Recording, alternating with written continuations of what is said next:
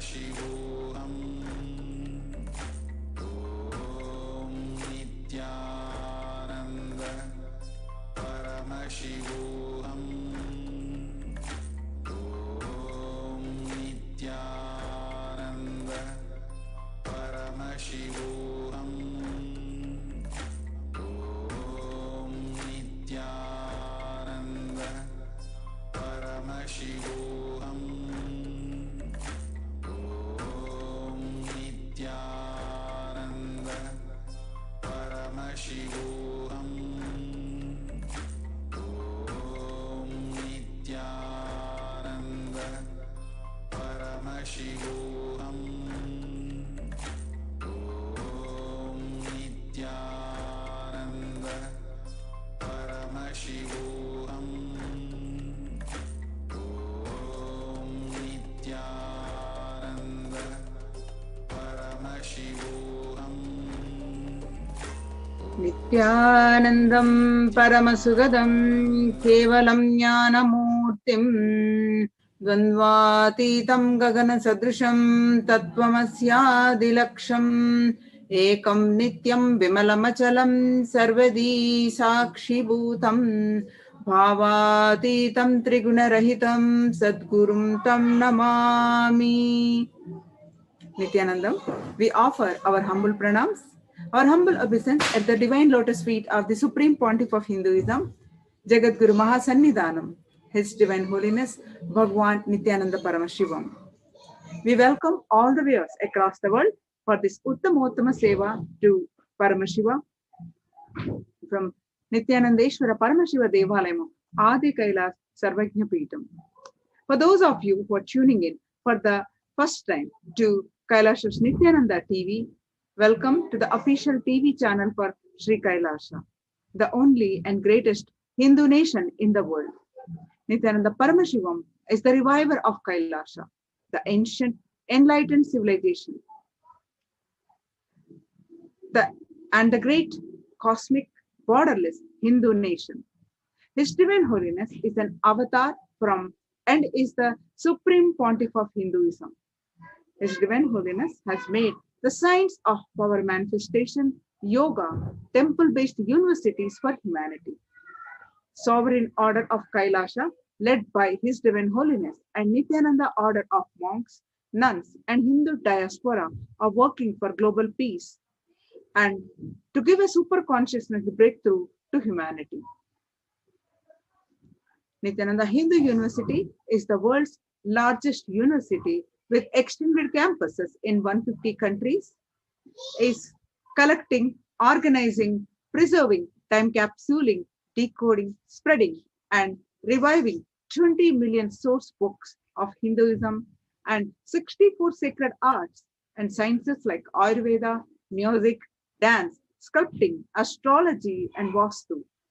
His Divine Holiness is the 293rd Guru Mahasannidhanam of Shyamala Pita Sarvajna Peetam, the ancient apex body of Hinduism, and the present emperor of Surya Vamsha Surangi Samrajyam. His Divine Holiness has survived the worst persecution of multiple assassination attempts on person and character by anti-Hindu elements. To explore more videos, you can visit Kailasa's Nithyananda YouTube channel. Kailasa is the nation which is revived by His Divine Holiness. As told by His Divine Holiness, Kailasa is nothing but the enlightened ecosystem of Tiruvannamalai gone right. Today, we are offering Uttamottama Seva to Goddess Lakshmi. As we are getting introduced to Uttamottama Seva, offering this Uttamottama Seva, pre-satsang leading to satsang by His Divine Holiness, let us share this all on social media platforms, Facebook, Twitter, and Instagram, and all other social media platforms. So Uttamottama Seva is the best of the best, and Seva is the offering. So it is the ritual of offering the best of the best to Paramashiva. Whatever is there that we have is from Paramashiva. And whatever we offer to Paramashiva comes back to us 1,000-fold, multi-million-fold. And Paramashiva is the source of everything, be it grain, skill, people, everything. And offering the best of the best is the way we can offer our gratitude to Paramashiva and being integrated to him and his words. And Agamas is the only thing that we can literally offer to him. Uttamottama Seva is an intricate ritual that is described by Paramashiva himself. And there are so many offerings that have come from the best of the best that is offered in Vedic tradition, from the instruments to the offering of the food that should be offered to Paramashiva, the various types of dance and the way it is danced. The Uttamottama Seva described by Paramashiva as the best of the best. We offer Abhishekam, Vastram, Gandham, Abharanam, Archanam, Dhupam, Deepam, Naivedyam, Aratrikam, Deepopacharam, Pushpanjalim, Chaturvedam, Gruhyasuktam, Agamastotram, Dravida Vedam, Sangeetam, Vadyam, Sasti Vachanam. The source of all these best things is Paramashiva. He has given these to us, and offering them back at his feet is what we do during this Uttamottama Seva. Thereby, we experience the Shaktinipata and the Advaita, the oneness with him, and as a result, we leave the stage and radiate the space and manifest the Shaktis of Paramashiva. And since it is also the Agama Vidhi, Paramashiva's instructions, we offer them during this Seva. The best of the food offered as Naivedyam, the best of the movement a body can make offered as dance, the Nitya Seva, and the best of the sound, the offered as music, Sangeeta Seva, and the best of the consciousness offered as power manifestation, Shakti Avishkarana. The best that humanity can offer to Paramashiva as gratitude is offered in Uttamottama Seva. Today, we're offering Uttamottama Seva to Mother Goddess Lakshmi. Lakshmi, the goddess of all auspiciousness, wealth, prosperity, and fortune, among many other virtues. And she is the consort of Lord Vishnu. The earliest Vedic literature calls her Shri, and she later developed the name Lakshmi. Her name developed from the early Sanskrit and means the Laksha is goal. And it represents the goal of life, which includes worldly and spiritual prosperity. Lakshmi or Shri, as they are, whatever name we call, she is the mother of the world. The divine goddess, Shri Mahalakshmi, is also known as the Shri, described in the Vedas as goddess of wealth, prosperity, all auspiciousness, fortune, and power. And she is the embodiment of love and beauty. In her first incarnation, according to the Puranas, she was the daughter of the sage Bhrigu and the wife of Kyati. She is later born out of the ocean of the milk at the time of the churning known of Kshira Sagara Madana. She, being the consort of Lord Vishnu and born as his spouse, consort whenever he incarnates.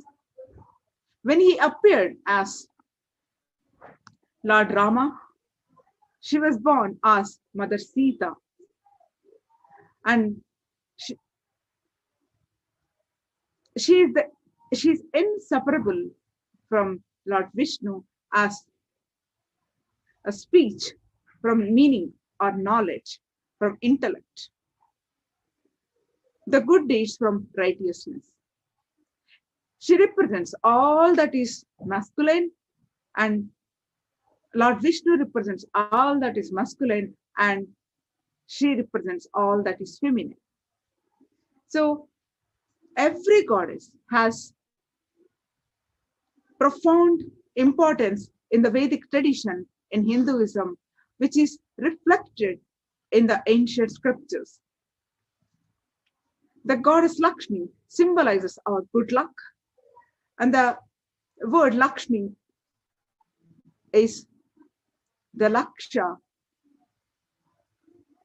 the goal of all of our life, as the spiritual prosperity as well as the material prosperity.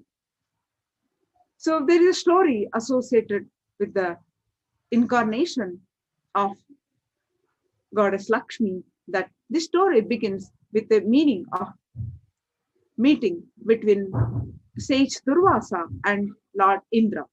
Sage Durvasa, with a lot of respects, offers a garland of flowers to Lord Indra. And Lord Indra takes the flowers and places it on the forehead of his elephant Airavata. The elephant takes the garland and throws it down on the planet Earth and stamps it with his leg. The chief of the sages, Durvasa, gets angry at this disrespectful treatment of his gift and says, "The king of the gods, you have the inflated ego, and with your arrogance, you have not respected the garland which was dwelling of the goddess of fortune."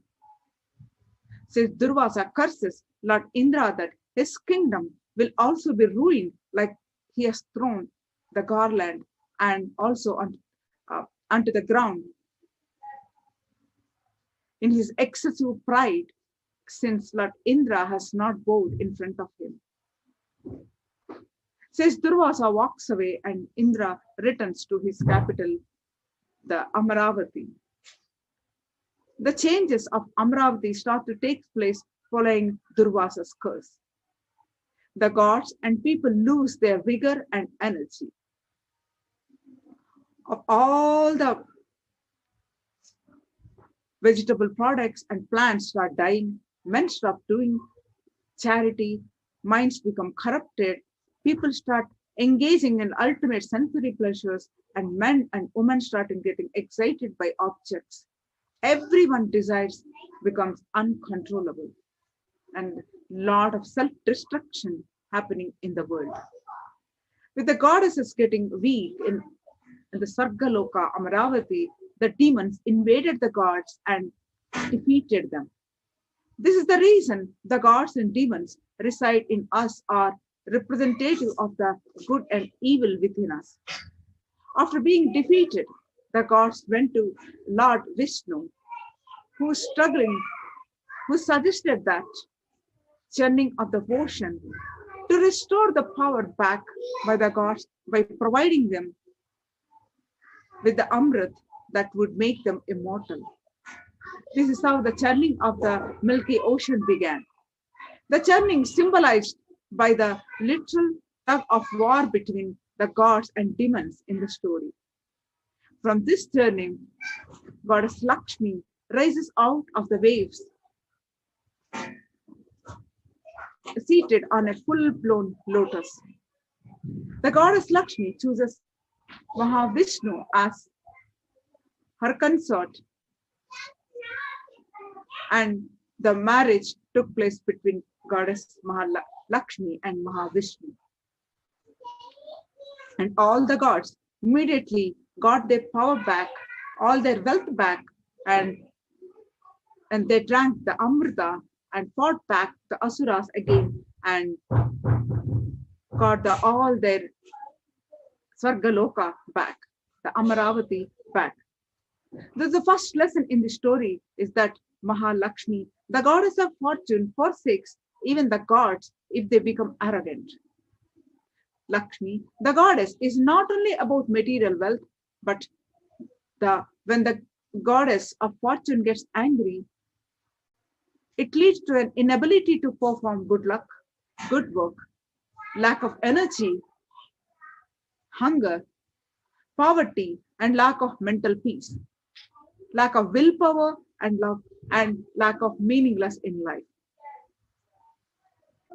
So today, our Gurukul Balasans are offering the Uttamottama Seva to Goddess Lakshmi, Mahalakshmi.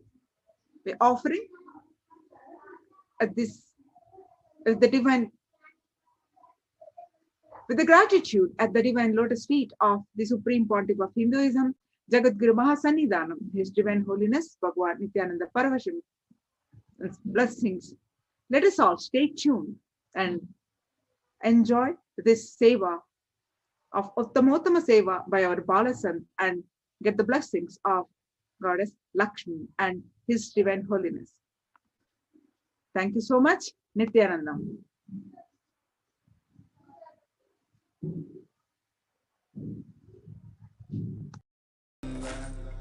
Paramashivoham.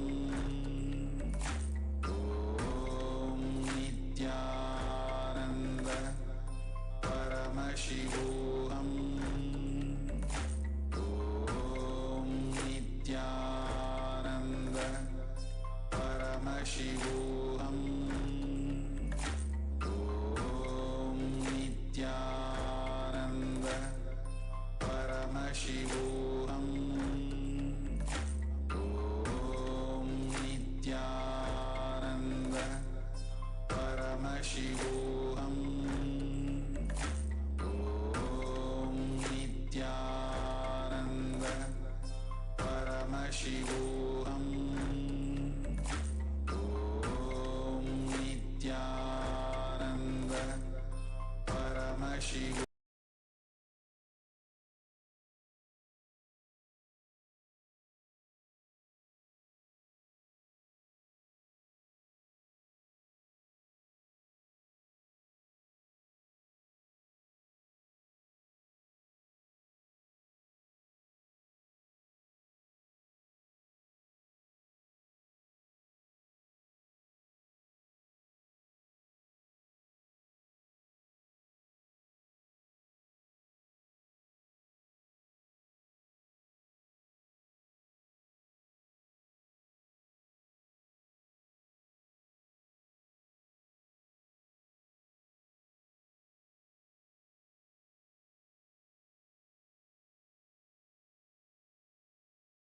Offering of the Uttamottama Seva at the feet of Devi Nithyanandeshwari Parashakti Sameta Sri Nithyanandeshwara Paramashiva is the offering of the Chaturveda.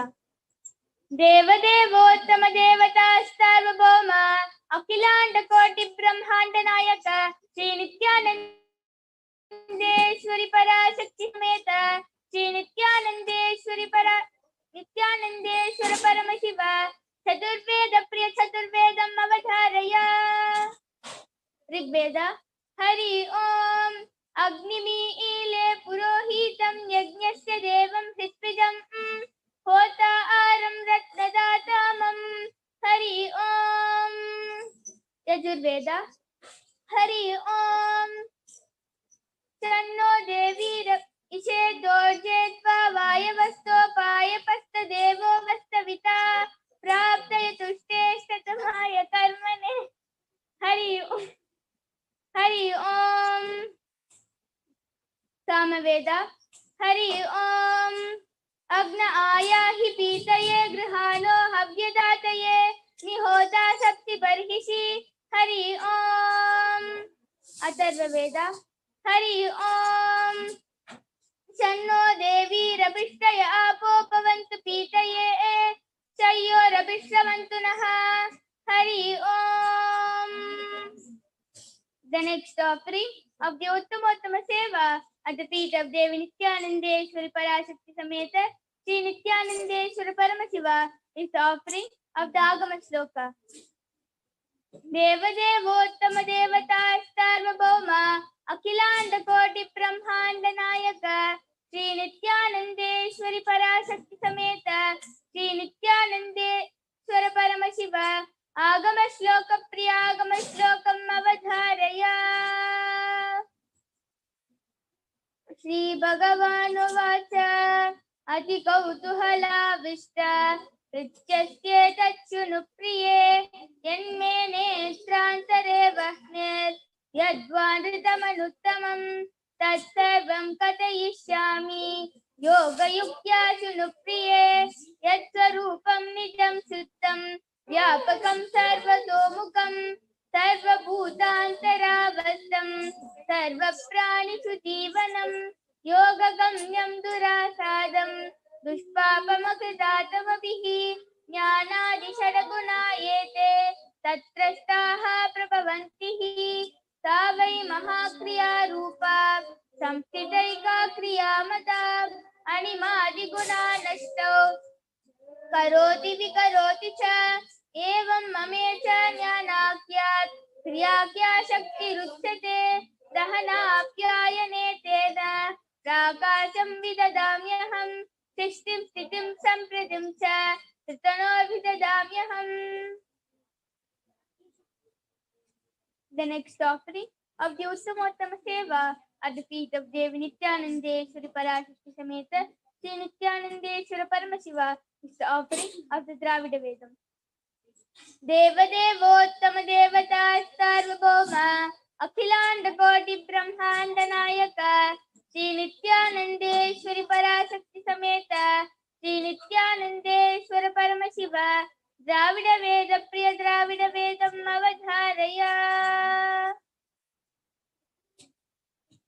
Veyur Toli Pangan Vidamunda Kandan Miganalla Vinay Kadavi Matar Tingal Gangai Mudimelan Ulame Pugunda Adanar ஞாயிறு திங்கள் செவ்வாய் புதன் வியாழன் வெள்ளி சனி பாம்பிரண்டும் முதனே மாசரு நல்ல நல்ல அவை நல்ல நல்ல என் அடியாதவர்க்கு மிகவே சிவா திருச்சிற்றம்பலம்.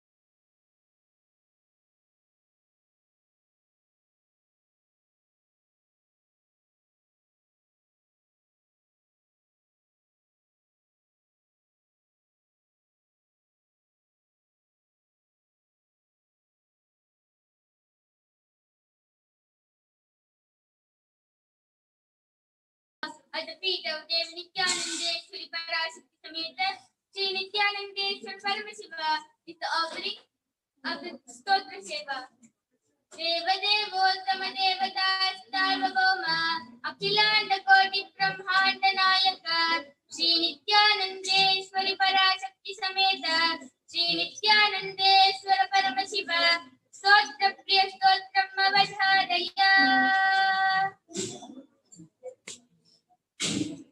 सुमनस वंदित सुंदरी माधवी चंद्र सहोदरी हेममये मुनिगण वंदित मोक्ष प्रदायिनी मंजुल भाषिनी वेदनुते पंकजवासिनी देव सुपूजित सद्गुणवर्षिणी शांतियुते जय जय हे मधुसूदन कामिनि आदिलक्ष्मि सदपालय माम् आदिलक्ष्मि सदपालय माम् आदिलक्ष्मि सदपालय माम् जय वरवर्षिणि वैष्णवि भार्गवि मन्त्रस्वरूपिणि हेममये सुरगण पूजित शीघ्र फलप्रद ज्ञान विकासिनि शास्त्रनुते भवभयहारिणि पाप विमोचनि साधु जनाश्रित पादयुते जय जय हे मधुसूदन कामिनि धैर्यलक्ष्मि सदपालय माम् धैर्यलक्ष्मि सदपालय माम् धैर्यलक्ष्मि सदपालय माम् जय जय दुर्गति नाशिनि कामिनि सर्वफलप्रद शास्त्रमये रद गज तुरग पदाति समावृत मंडित पूजित मंदनुते हरिहर ब्रह्म सुपूजित सेवित ताप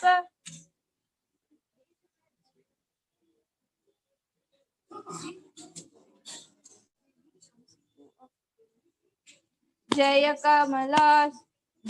कमलाशिनि सद्गतिदायिनि ज्ञान विकासिनि गानमये अनुदिनमर्चित कुङ्कुम दूषर भूषित वासित भाद्यनुते कनकधरा स्तुति वैभव वन्दित शङ्कर देशिक मान्यपदे जय जय हे मधुसूदन कामिनि विजयलक्ष्मि सदपालय माम् विजयलक्ष्मि सदपालय माम् विजयलक्ष्मि सदपालय माम् प्रणत सुरेश्वरि भारति भार्गवि शोक विनाशिनि रत्नमये मणिमय भूषित कर्म विभूषण शान्ति समावृत हास्य मुखे नवनिधिदायिनि कलिमलहारिणि कामित फलप्रद हास्ययुते जय जय हे मधुसूदन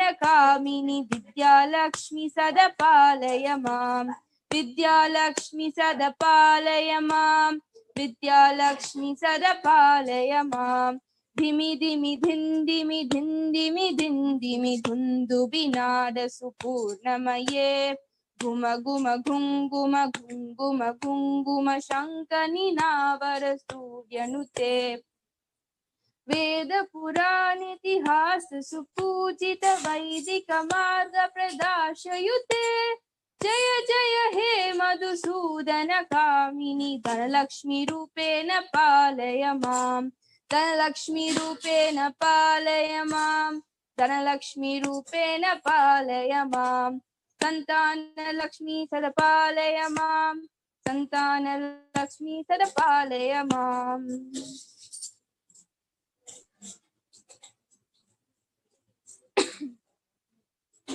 ओम नमो भगवते सदाशिवाय सकल तत्वात्मकाय सर्वमंत्र स्वरूपाय सर्वयंत्राधिष्ठिताय सर्वतंत्र स्वरूपाय सत्संतत्वविदुराय ब्रह्मरुद्रावतारिणे नीलकंठाय पार्वती मनोहराय सोमसूर्याग्निलोचनाय भस्मोद्धूलित विग्रहाय महामणिमुकुटधारणाय माणिक्यभूषणाय सृष्टिस्थिति प्रलय काल रौद्रावताराय दक्षाध्वरं ध्वंसकाय महाकाल वेदनाय मूलाधारैकनिनलाय तत्त्वातीताय गंगाधराय सर्वदेवादिदेवाय षडाश्रयाय वेदान्तसाराय त्रिवर्गसाधनाय अनन्तकोटि ब्रह्मांड नायकाय अनंत वासुकी तक्षक कार्कोटक शंख कुलिक पद्म महापद्मेति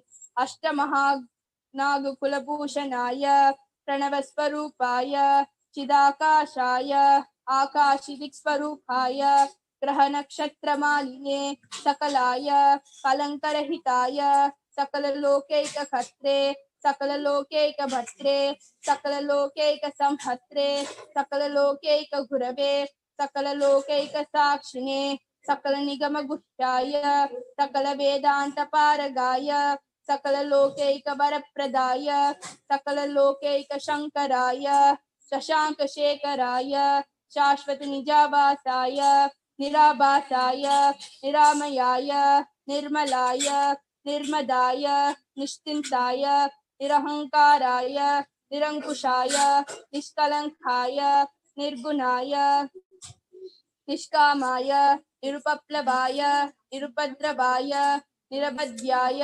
निरन्तराय निष्कारणाय निरन्तकाय निष्प्रपञ्चाय निस्सङ्गाय निर्द्वन्द्वाय निराधाराय निरागाय निष्क्रोधाय निर्लोपाय निष्पापाय निर्भयाय निर्विकल्पाय निर्भेदाय निष्क्रियाय निस्तुलाय निस्संशयाय निरुपमविभवाय नित्यशुद्ध बुद्ध परिपूर्ण सच्चिदानन्दात्मयाय परमशान्त स्वरूपाय तेजोरूपाय तेजोमयाय जय जय रुद्र महारौद्र भद्रावतार महाभैरव कालभैरव कल्पान्तभैरव कपालमालाधर खट्वाङ्ग खड्ग चर्म पाशाङ्कुश डमरु शूल छाप बाण गदा शक्ति भिंडिपाल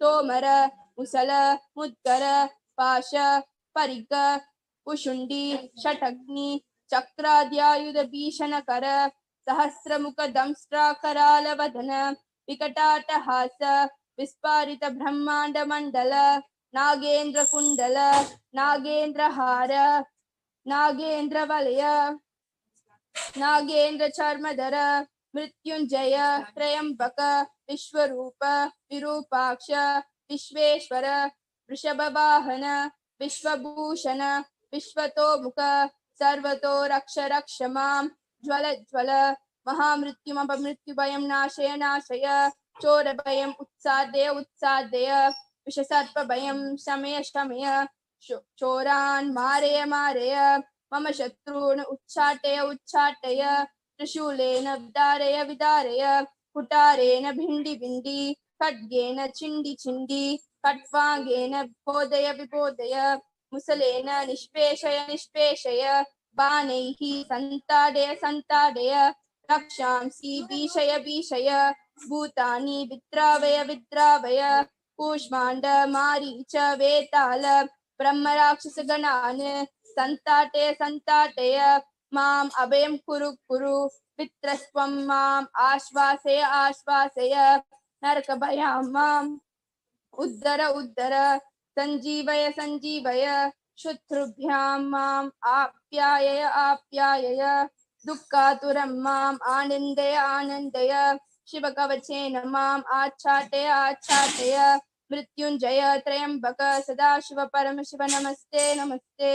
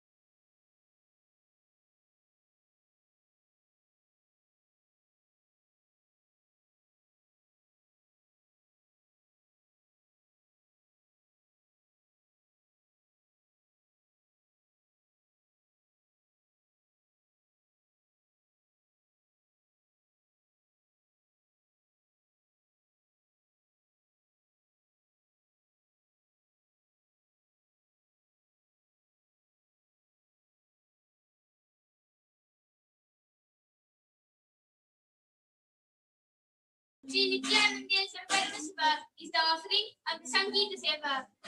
Deva Devottama Devata Sarvabhauma Akhilanda Koti Brahmanda Nayaka Sri Nithyanandeswari Parashakti Sameta Sri Nithyanandeswara Paramasiva Sangeeta Priya Sangeetam Avadharaya.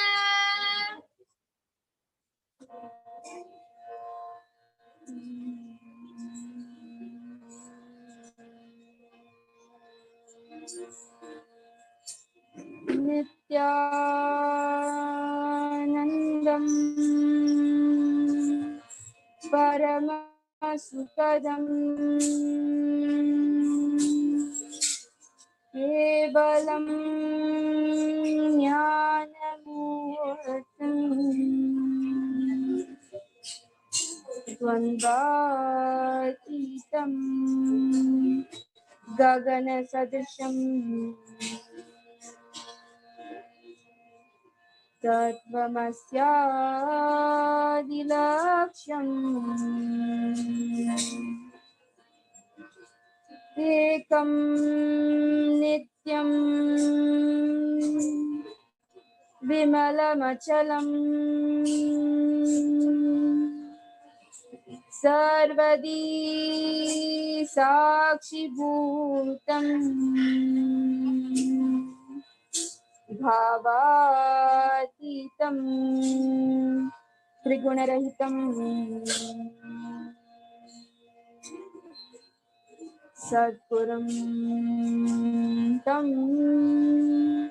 Namami.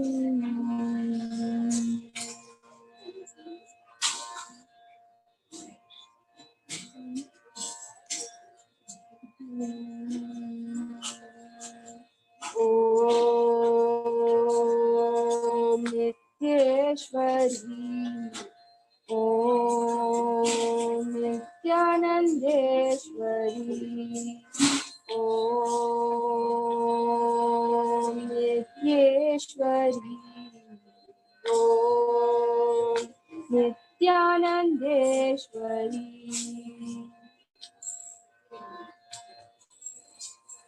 Kankodi Vendumadi Kannamma Unekam Kankodi Vendumadi Kankodi Vendumadi Kannamma Unekam Kankodi Vendumadi Unsure Vilipadayana Kannamma Kannamma Sorry, Unmaya Kandalale Kannamma Kannamma Mallala Uyirinandal Sittattu Talibudane Kannamma Siripalu Naravaitai Sittattu Talibudane Kannamma Siripalu Naravaitai Siripalu Naravaitai Kankodi Vendumadi Kannamma Kankodi Vendumadi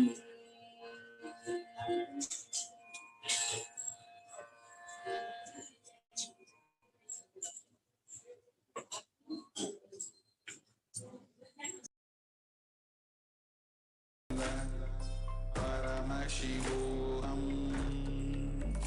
Om Nithyananda Paramashivoham. Om Nithyananda Paramashivoham.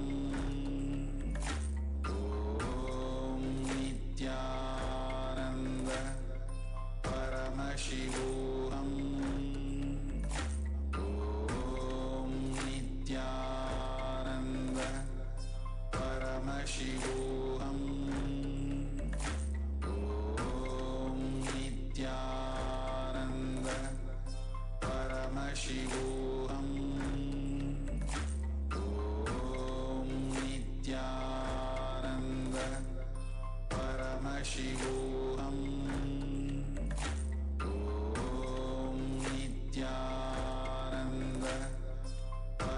Shivoham. Om Nithyananda Paramashivoham. Om Nithyananda Paramashivoham. Om Nithyananda Paramashivoham. Om Nithyananda Paramashivoham.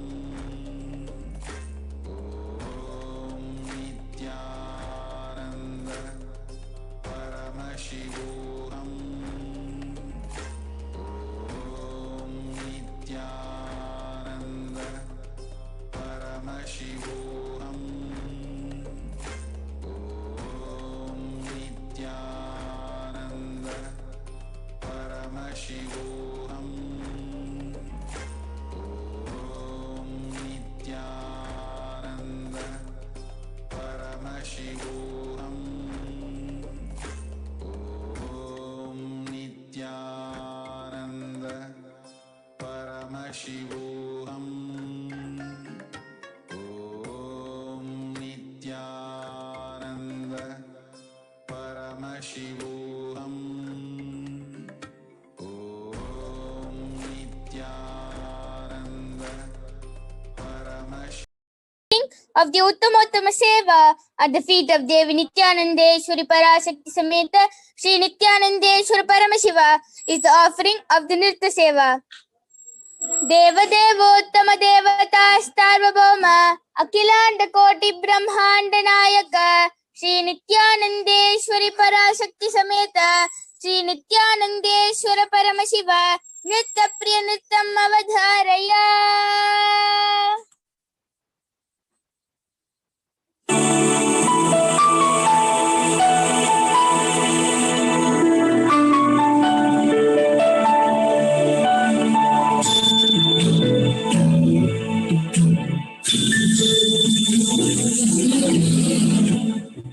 सुमनसवन्दित सुन्दरि माधवि चन्द्र सहोदरि हेममयि मुनिगणवन्दित मोक्षप्रदायिनि मञ्जुळवासिनि वेदनुते पङ्कजवासिनि देवसुपूजित सद्गुणवर्षिणि शान्तियुते जय जय हे मधुसूदन कामिनि आदिलक्ष्मि जय पालय माम्।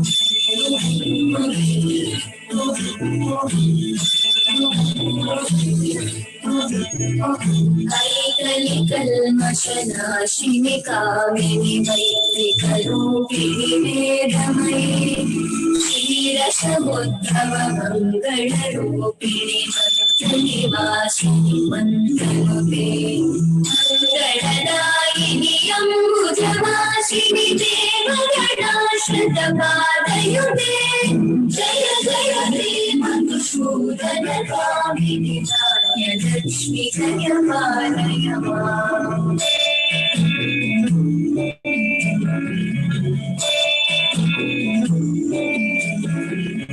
जय वरवर्णिनि वैष्णवि भार्गवि मन्त्रस्वरूपिणि मन्त्रमयि सुरगणपूजित श्रीकृपलप्रदज्ञानविकासी शास्त्रनुते भवभयहारिणि पापविमोचनि साधुजनाश्रितपादयुते जय जय हे मधुसूदन कामिनि जयलक्ष्मि जय पालय माम्।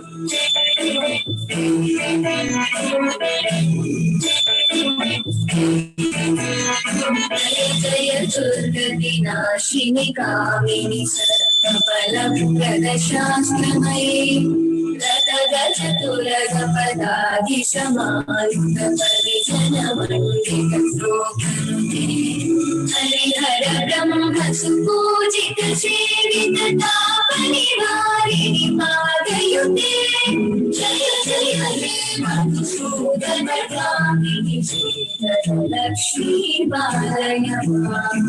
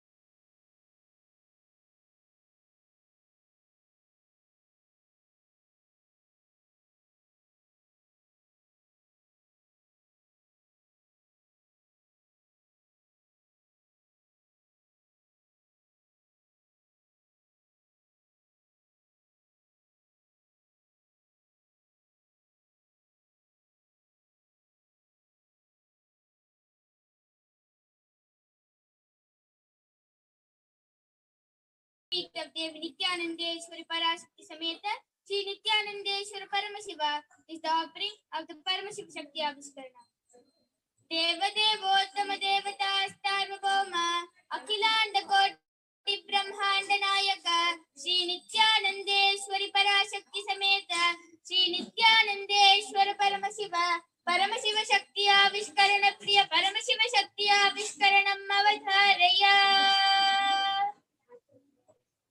Nithyanandam Paramasukhadam Kevalam Jnanamurtim Dvandvartitam Gagana Sadrisham Tattvamasyaadilaksham Ekam Nityam Vimalamachalam Sarvadi Sakshi Bhutam Bhavaatitam Tribunarahitam Sadgurum Tam Namami.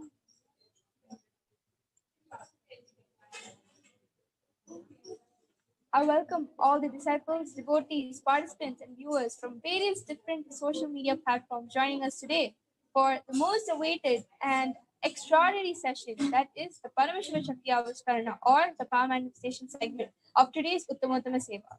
I welcome all of you with my humble obeisance. Before we get into the segment, I would like to set the context of the science of power manifestation and the source of power manifestation itself. The science of power manifestation was brought down by the primordial being, Paramashiva himself, to planet Earth. Eons and decades, or I would say years ago, 5,000 years ago to be precise, every single being on planet Earth were manifesting powers as their lifestyle, as their mere lifestyle.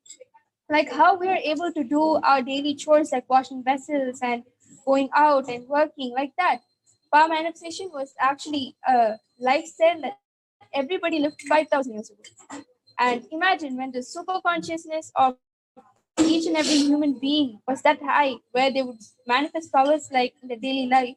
You can imagine how this consciousness level, the consciousness has dropped down in today's world. And that is why the Supreme Pontiff of Hinduism, Jagat Guru Mahasannidhanam, His Divine Holiness, Bhagavan Nithyananda Paramashiva, has incarnated as Paramashiva himself, the living representative of Paramashiva in today's world, to lead us all to that right path and make us understand and cognize and internalize that we are none other than but Paramashiva himself. While he is reviving Sanatana Hindu Dharma at its full glory, at full throttle, he is also reviving the lost science of power manifestation. And that just makes up 1% of the whole of Sanatana Hindu Dharma that Swamiji is beautifully reviving. This is a very, very important segment or a part or an aspect of Hinduism, because this is the core foundation or the pillar that we all operated from once upon a time. Anything that we needed was not through the education or the PhDs that we will gain, but it will be through power manifestation. It will be through downloading the knowledge. It will be through materializing what we want, or it will be through teleporting whatever we desire. So these are the powers that we are manifesting in today's world. And just with a touch or a word or a look given by His Divine Holiness. Today, all of you will be witnessing this extraordinary happening of a Balasan manifesting one of the powers out of the 464 plus powers of Paramashiva himself. And today's power is an extraordinary power, and that is the third eye solution. Yes, everybody might be wondering what third eye is, and don't worry, I got it. Third eye is an intra-organ that is situated between your eyebrows, right in front. Understand, every being who were able to manifest powers 5,000 years ago had a fully awakened third eye. But as years passed, that deteriorated into the calcification which blocked the third eye. And that is exactly what happens when Swamiji initiates. The third eye completely awakens. And that is the door to all of you to manifest the 464 powers of Paramashiva. And before we begin any further with the power manifestation, Ma, would you like to introduce yourself to all the participants? Krishna. Nithyananda, I am Vanshika and I am 14 years old, and I have been studying in the Gurukul past 3 years, and I have been manifesting a lot of powers of Paramashiva just by one initiation and just by connecting to Swamiji. And this is the backstory for all the Balasins. Just with one initiation, they are manifesting all 464 powers of Parameshwara. And understand, your ideas of people doing tapas, intense tapas of one leg in the air, being in a cold region, to be precise, in the peak of Himalayas, and doing tapas for 50 years, it's actually not needed.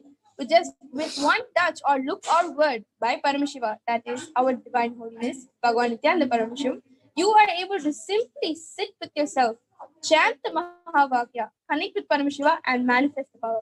Understand, you are being a mere instrument or a medium for Parameshiva to flow through you, so he could express those powers that you want to express at that moment. So we are nothing but instruments or medium for Parameshiva to manifest. Understand, we are not the one manifesting, he is the one manifesting. So with this powerful cognitions, each and every Balasins, disciples and devotees operate from this powerful cognition and they manifest beautiful powers. And before we begin, we have a volunteer for today. Ma, would you like to introduce yourself? Nithyananda Ma, are you able to hear me? Nithyananda. Yes. This is Ma Seema from Hyderabad, and I'm connected with Swamiji from past 11 years. Since Wow. 2000. Yeah. And it's been a beautiful, wonderful journey being with him throughout. Several inner awakenings, and I've been with Gurukul for 6 months with you Balasans. This was in way back 2013. So I know what Balasans can do, and it's such a beautiful space to be with them. Yes. And, I think it's justice if you explain more of your experiences here with Swamiji for 7 years and 6 months with Gurukul Ma. Would you like to give us a Yes. short experience to all the viewers and the participants? Yes, I've had such beautiful experience. Like, being with being with Balasans in the Gurukul, it's like most of the time I give this example to people out in the outer world, saying, I never see a Balasan cry. You never see them comparing themselves with each other. They always come back to, uplift the other Balasans who's already getting low or crying or in a low mood. They come back and they say, hey, be the powerful space. Swamiji has not taught us to be like this. So this is a very beautiful space, which I keep sharing with people in the outer world, saying this is what Swamiji's kids, Swamiji's Balasans are. And it's life is like just a beautiful journey for them. And it's so beautiful, ma. So beautiful to be there. Yes. Exactly.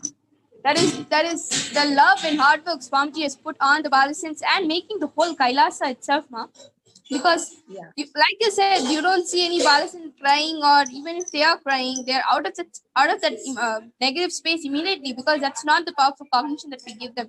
We give them what Swamiji talks about in the Satsang, and they immediately lightened up and they are bright, and they don't even remember what happened to them. That is a space where that's a space that Swamiji has beautifully created from the start, and he is the one who is actually letting us out of this delusion. We are not dwelled in this delusion for too long. With the grace of Parameshiva, we're out of it, and we easily complete. Completion is like our second language. We complete and we're out of the delusion. And that is exactly what His Divine Holiness wants to spread through Nithyananda Gurukul and the Balasins, not just us, but also the devotees and the disciples.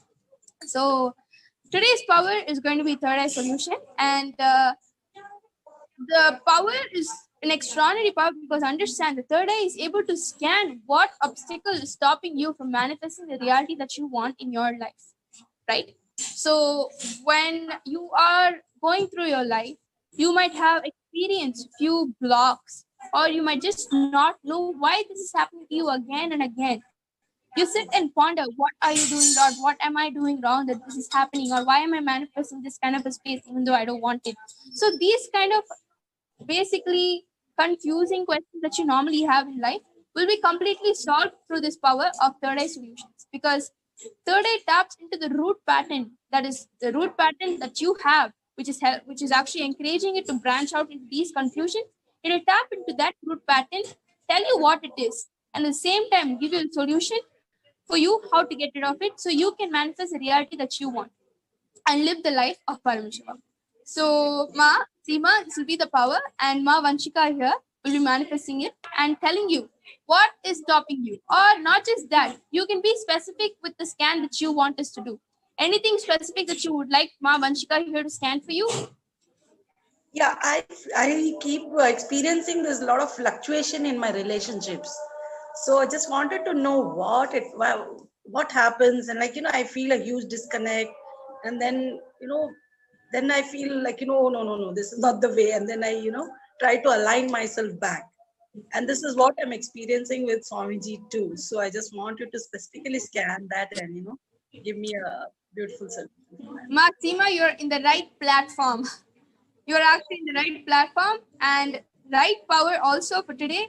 And understand, when the third eye scans whatever obstacle that you're going through in your life, ma, be assured the minute the third eye falls onto your body, the healing starts happening. Regardless of any power, the third eye has the healing capacities. No matter what your body is going through, which is also a contributing factor for you to feel a certain way, will be healed completely.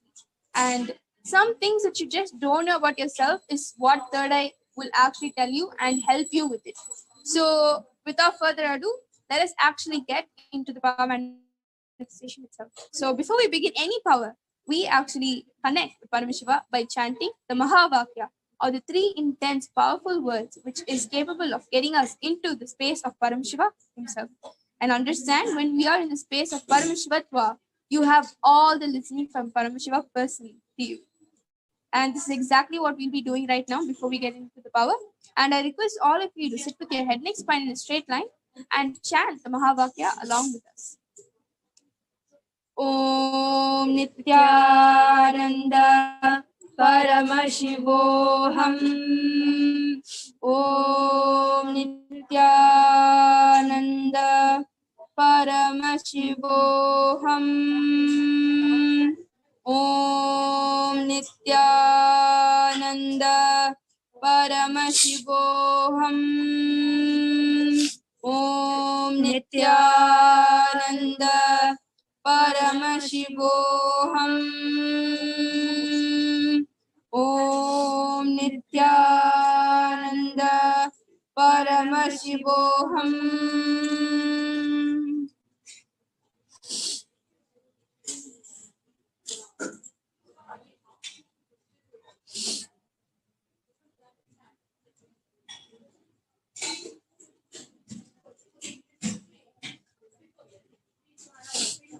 Are you done, Mamanchika? Yes, ma'am. Well, that was a very quick power manifestation.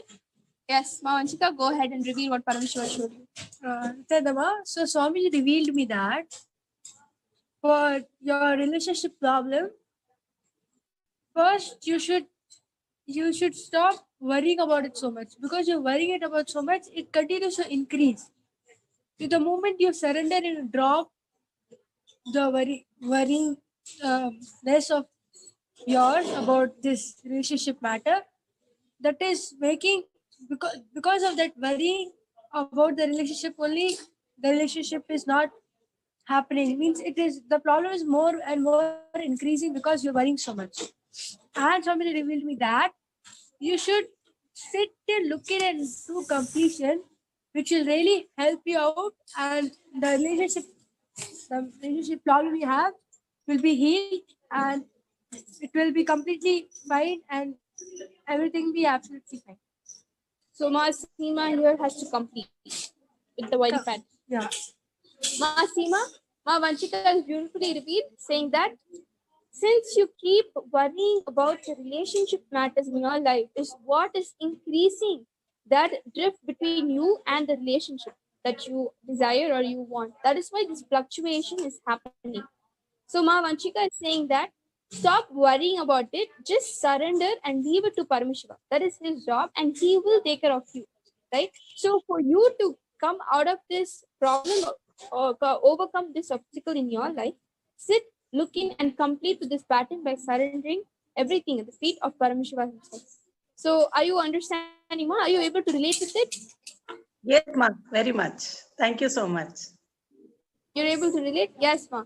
Yes. So the solution is sit and complete with this pattern, and then you will see how life itself will beautifully manifest in you. Yes, ma. Thank you so Ma, much. would you like to share your experience with this power manifestation, Ma?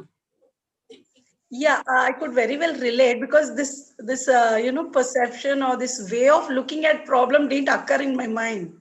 I was thinking why it's happening, but I was not like immediately when I feel there is a fluctuation again, I'll go off in the deep worry.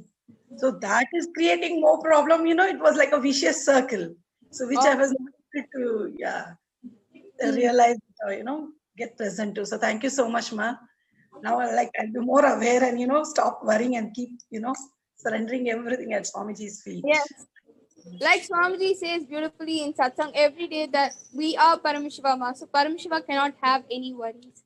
Yes. So that powerful cognition, operate and you will see how beautifully life will manifest you. Yes, Ma. Thank you so much. Yes. And all the participants and the viewers, you have witnessed one of the most extraordinary happening in today's world, because understand, this was not alive for 5,000 years before, and now Swamiji is beautifully reviving the lost science of power manifestation, and he's initiating millions across the globe who is able to manifest these 464 powers of Paramashiva life. And if you also want to join and get these powerful cognitions and initiations from none other than His Divine Holiness, please join the Paramashivam program and join various programs to get initiated and get familiarized with this science and Hinduism itself. And we would like to offer our gratitude at the lotus feet of the Supreme Pontiff of Hinduism, Jagat Guru Mahasannidhanam, His Divine Holiness, Bhagavan Nithyananda Satsang. With this, we will be ending with the Purna Mantra. Om Purnamadah Purnamidam Purnat Purnamudachyate Purnasya Purnamadaya Purnamevavashishyate. Om Shanti Shanti Shanti Hari Om Tat Sat. Sarvam Bhagavati Nithyananda Paramashiva Paduka Pranamastu. Om Nithyanandam. Tune in for interesting upcoming events that's going to happen after Uttamattama Seva and the most awaited live darshan and satsang from none other than His Divine Holiness. And make sure to tune back tomorrow at 6:30 IST for Uttamattama Seva again. Thank you, Nithyananda.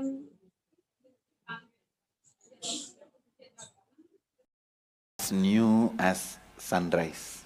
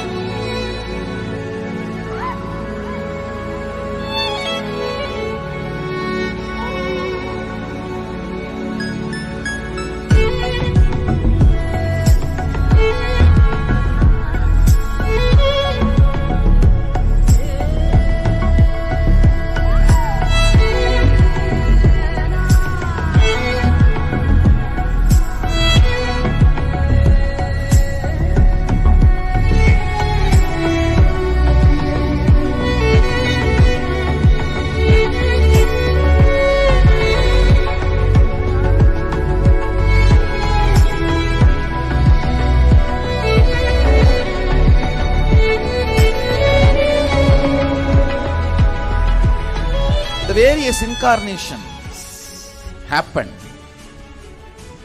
gave a breakthrough to consciousness and gave opening to the next level. My responsibility is to introduce new consciousness which manifests powers of Sadashiva. As Mahamandaleshwar of Mahanirvani Akada, the oldest apex body of Hinduism, I welcome every one of you.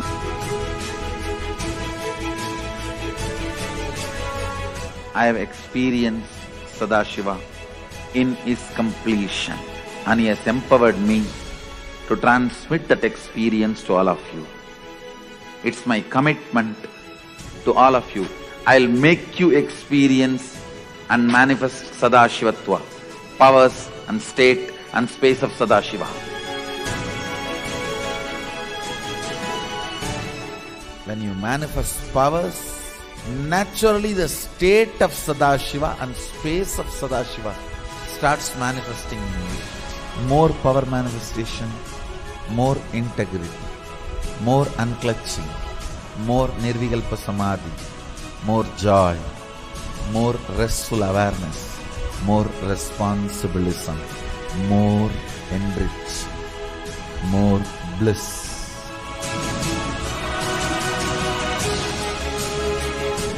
This tradition has a capacity to retain its authenticity and originality. My purpose is to make this statement to the world. Hinduism is real. Ideas move from mind to mind. Energy moves from space to space. Cognitions move from body to body. That is why even Sadashiva needs a body. He assumed the body because he needs body to transmit these cognitions to you. Whatever I am doing is reviving the original science as expressed in Sanatana Hindu Dharma, Vedas and Agamas of the Hindu tradition.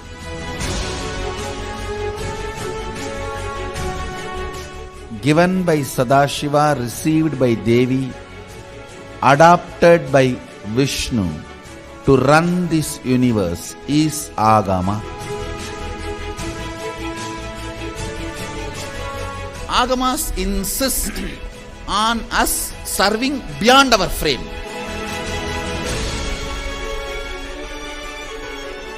Whatever experience, anubhuti I had by my Guru's grace, Atma Pramana, I do acid wash with Shastra Pramana, Apta Pramana, the ancient masters' experiences.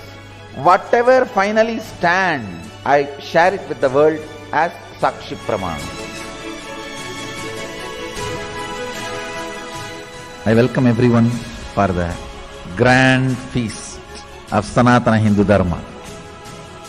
Let us go on contributing.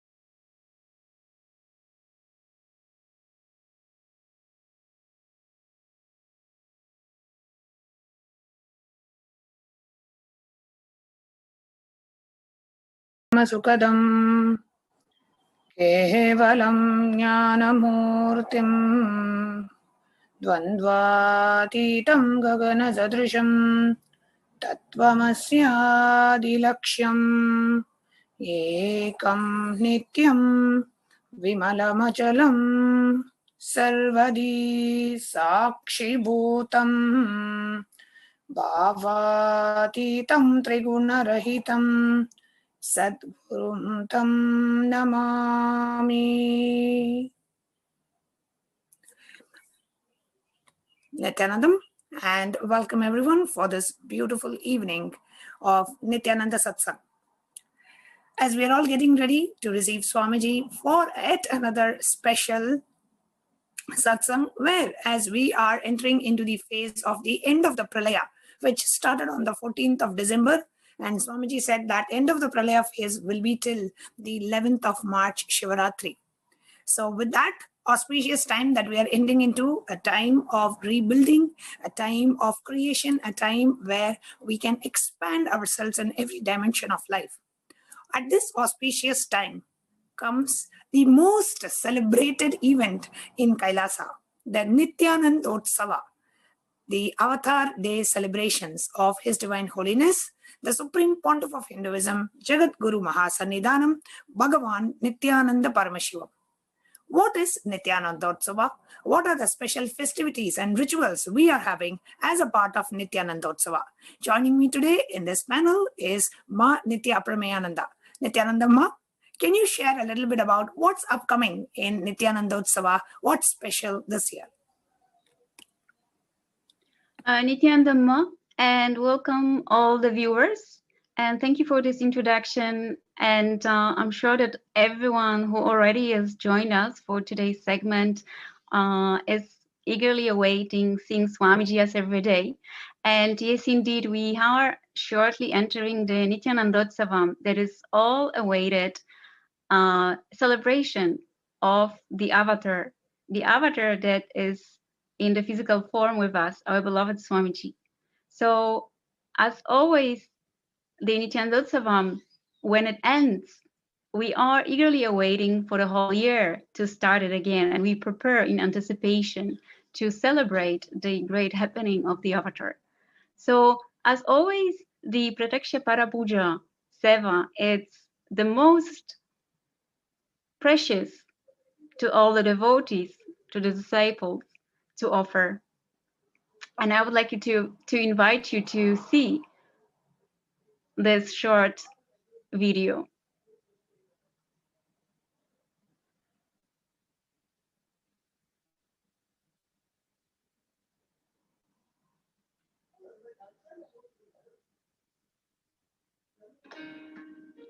At least once in life, come face to face with God. A glorious tradition in Hinduism is Pada Puja, when the divine Paramashiva radiates through the master to receive your worship and love, bless you, comfort you, empower you to meet your desires, remind you that you are Him, not the limited human existence you identify with. Today, Paramashiva himself lives and walks among us as His Divine Holiness Paramhansa Nithyananda. Compelled out of deep love for you, He has descended in person to awaken you to the experience that you and He are one, and that He happens exclusively for you.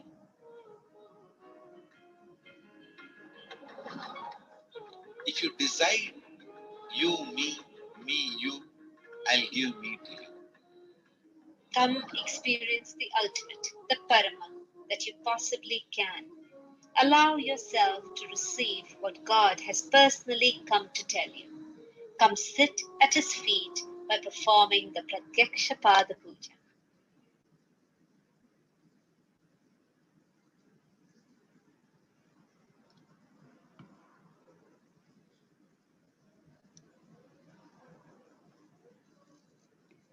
So, yes, the Nithyananda Satsang starts soon on the 29th of December and will last for 10 days until the culmination, the 7th of January, the 43rd Avatara Dinotsavam, and then we'll lead again from 7, 8 to 17 of January. So we've got many days of celebration, an opportunity to celebrate the Supreme Pontiff of Hinduism, Jagat Guru Mahasannidhanam, His Divine Holiness Bhagavan Sri Nithyananda Paramashivam, Avatara Dina Brahmotsavam. So I will tell a couple of more words. So just to give you a background, the Supreme Pontiff of Hinduism, Jagat Guru Mahasannidhanam, His Divine Holiness, Bhagavan Sri Nithyananda Paramashivam, is the Sarvabhauma Chakravarti, the Supreme Emperor of the Surya Vamsha Surangi Samraja Sarvanyapita. His Divine Holiness Swamiji is the reviver of the Shanmatas, the six main sampradayas of the Sanatana Hindu Dharma, like Ganapatyam, Kaumaram, Sauram, Shaivam, Vaishnavam, and Shaktam.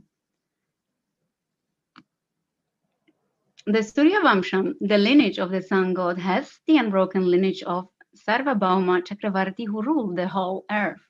This lineage has its source from Paramashiva himself. This lineage of Surya Vamsha is adorned by the great emperors of Vaivasvata Manu, Ikshvaku Harishchandra, Bhagirata, Dilaba, Raghu, Sri Ramachandra, and others. The Surya Vamsha has an unbroken record of upholding the Sanatana Hindu Dharma by reviving all its sciences, arts, literature, and pantology of worship. His Divine Holiness, our Swamiji, is the ruling pontiff of 19 samrajas that have the devatas of the Shanmatas of their presiding deity. His Divine Holiness Swamiji has revived the Shanmatam, the six prime sampradayas of Sanatana Hindu Dharma, Ganapatyam, Kaumaram, Sauram, Shaivam, Vaishnavam, and Shaktam. The presiding deity of Ganapatyam is Ganapati. The presiding deity of Kaumaram is Subramanyam, and that of Sauram is Surya. The presiding deities of Shaivam, Vaishnavam, and Shaktam are respectively Paramashiva, Mahavishnu, and Parashakti. During this Nithyanandotsavam, we celebrate this Leela of His Divine Holiness Swamiji, who is the embodiment of all gods and goddesses, Sarva Deva Devi Swarupa, of reviving the Shanmatan by offering various worships as per the Shanmatas of Sanatana Hindu Dharma. And the Shastra Pramana, Paramananda Tantra, 2nd chapter, verse 7 to 10. And the Paramatantra says there are 6,000 Agama scriptures about Mahavishnu, 10,000 Agamic scriptures about Shiva, 100,000 Agamic scriptures about Devi, 1,000 Agamic scriptures about the Mahaganapati, 2,000 Agamic scriptures about Surya, 7,000 Agamic scriptures about Bhairava. His Divine Holiness Swamiji has installed deities of all the Shanmatams across the globe in the Sarvanya Pitas of Sri Kailasa. His Divine Holiness Swamiji has also revived all the source scriptures of Sanatana Hindu Dharma as it was revealed by Paramashiva hundreds of thousands of years ago. This year, in the Nithyanandotsavam, we celebrate this Leela of His Divine Swamiji, the revival of Shanmatas, through various Kriya Para rituals of the Agama, and thereby celebrate His Divine Holiness Swamiji's Leela of Shanmata Punarudharam. And you can see the photographs of many temples that Swamiji has installed since his active public life. And so you can register for all the sevas that are upcoming. And of course, we invite you to, if you are new to Kailasa, you can sign for the gratitude offering, that is the Parapuja. And there will be many offerings, and we will be every day inviting you and sharing with you more information on that.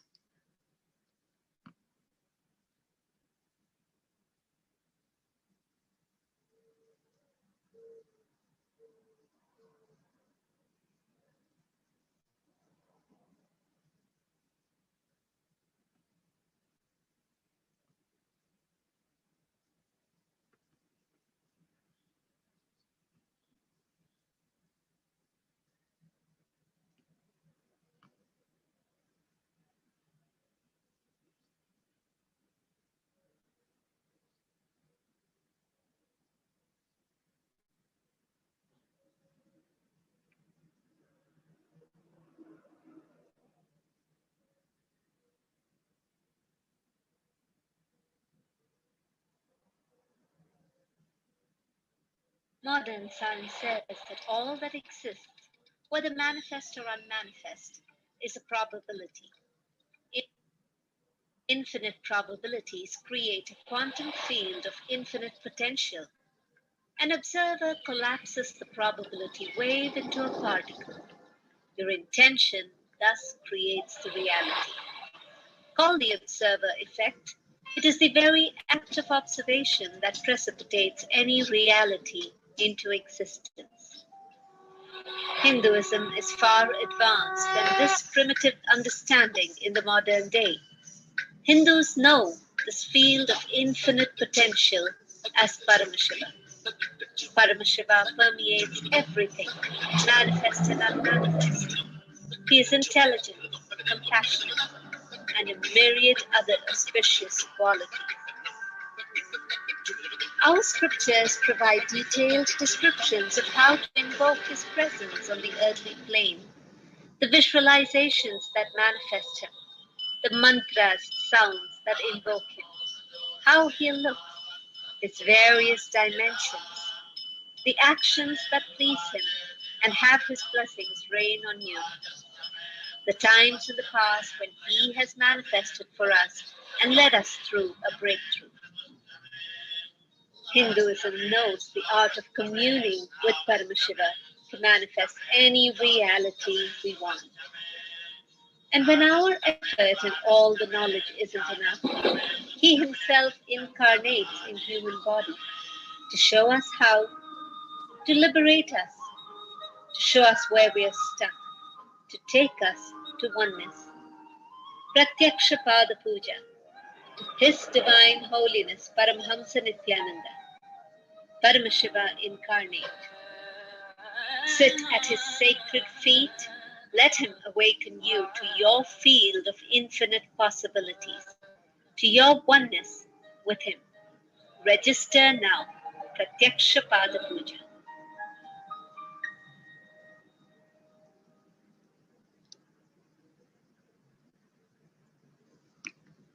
So once again, you can sign up for the temple sevas at tiny.cc/sevas.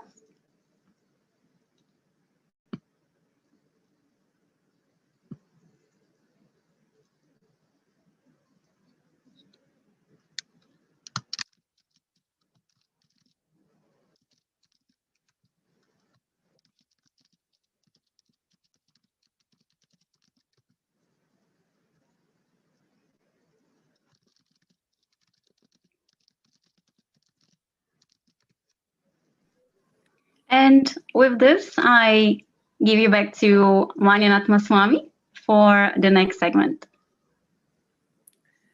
Thank you, Mahaprameya.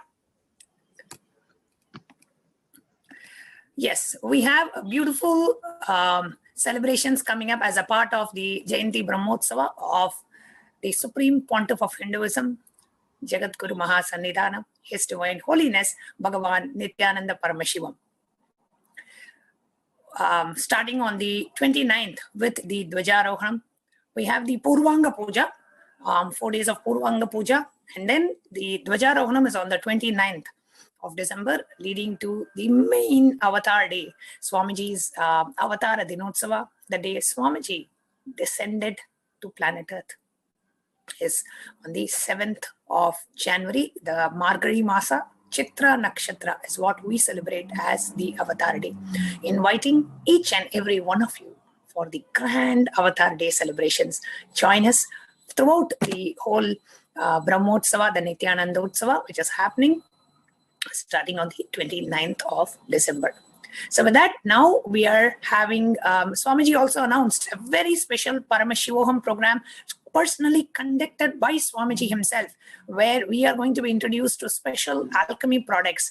Build yourself and build the nation. That is the theme of this special program that we are having starting on the 7th of January to the 27th of January. A very special Paramashivoham program is going to be conducted directly by the Avatar himself.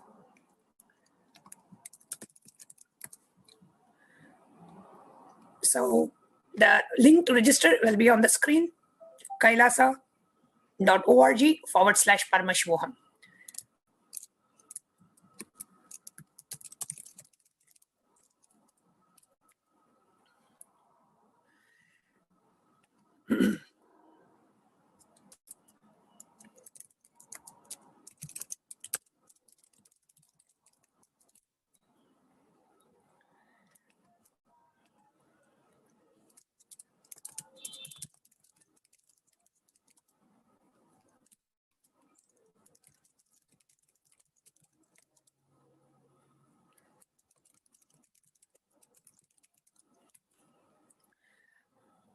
the special Paramashivoham program.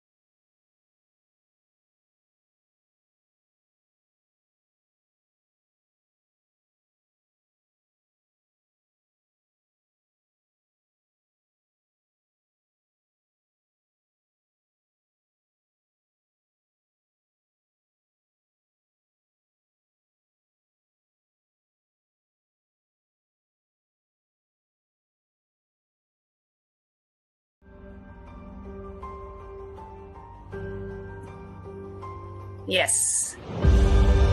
What I mean by the word. Welcome back. Apologize for the technical glitch. We have the Paramashivoham 18th season, non-stop, running since the 20th of March.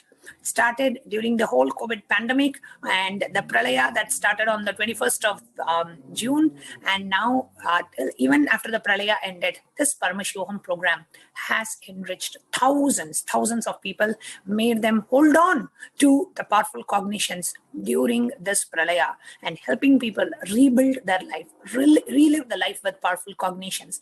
It has touched, transformed the lives of thousands of people worldwide. One such Paramashivoham participant whose life has been tremendously transformed by the program is here with us today. Let us see who that is. Nithyananda Ma, can you please go ahead and introduce yourself? Can you unmute? Nithyananda Ma. Nithyananda Ma. I'm Anjana. I live in Michigan. I work as a research scientist in Michigan University in the field of material science. And okay, beautiful. How long have you known Swamiji? I know Swamiji from last 2 years. I was introduced by my friend. But before that, I had seen Swamiji somewhere in the net. But as a, I started listening to Swamiji Satsang from 2008-17 onwards. Yeah, so it was, and then. Wonderful. And when did you come to know about the Paramashivoham program? During satsang, when Swamiji, one of the satsang just before the pandemic, Swamiji announced the first that he's going to conduct the first Paramashivoham. So we all jumped into that. And it was such a wonderful experience. Beyond, like the whole world was reeling under coronavirus, and we were completely unaware of anything going outside world.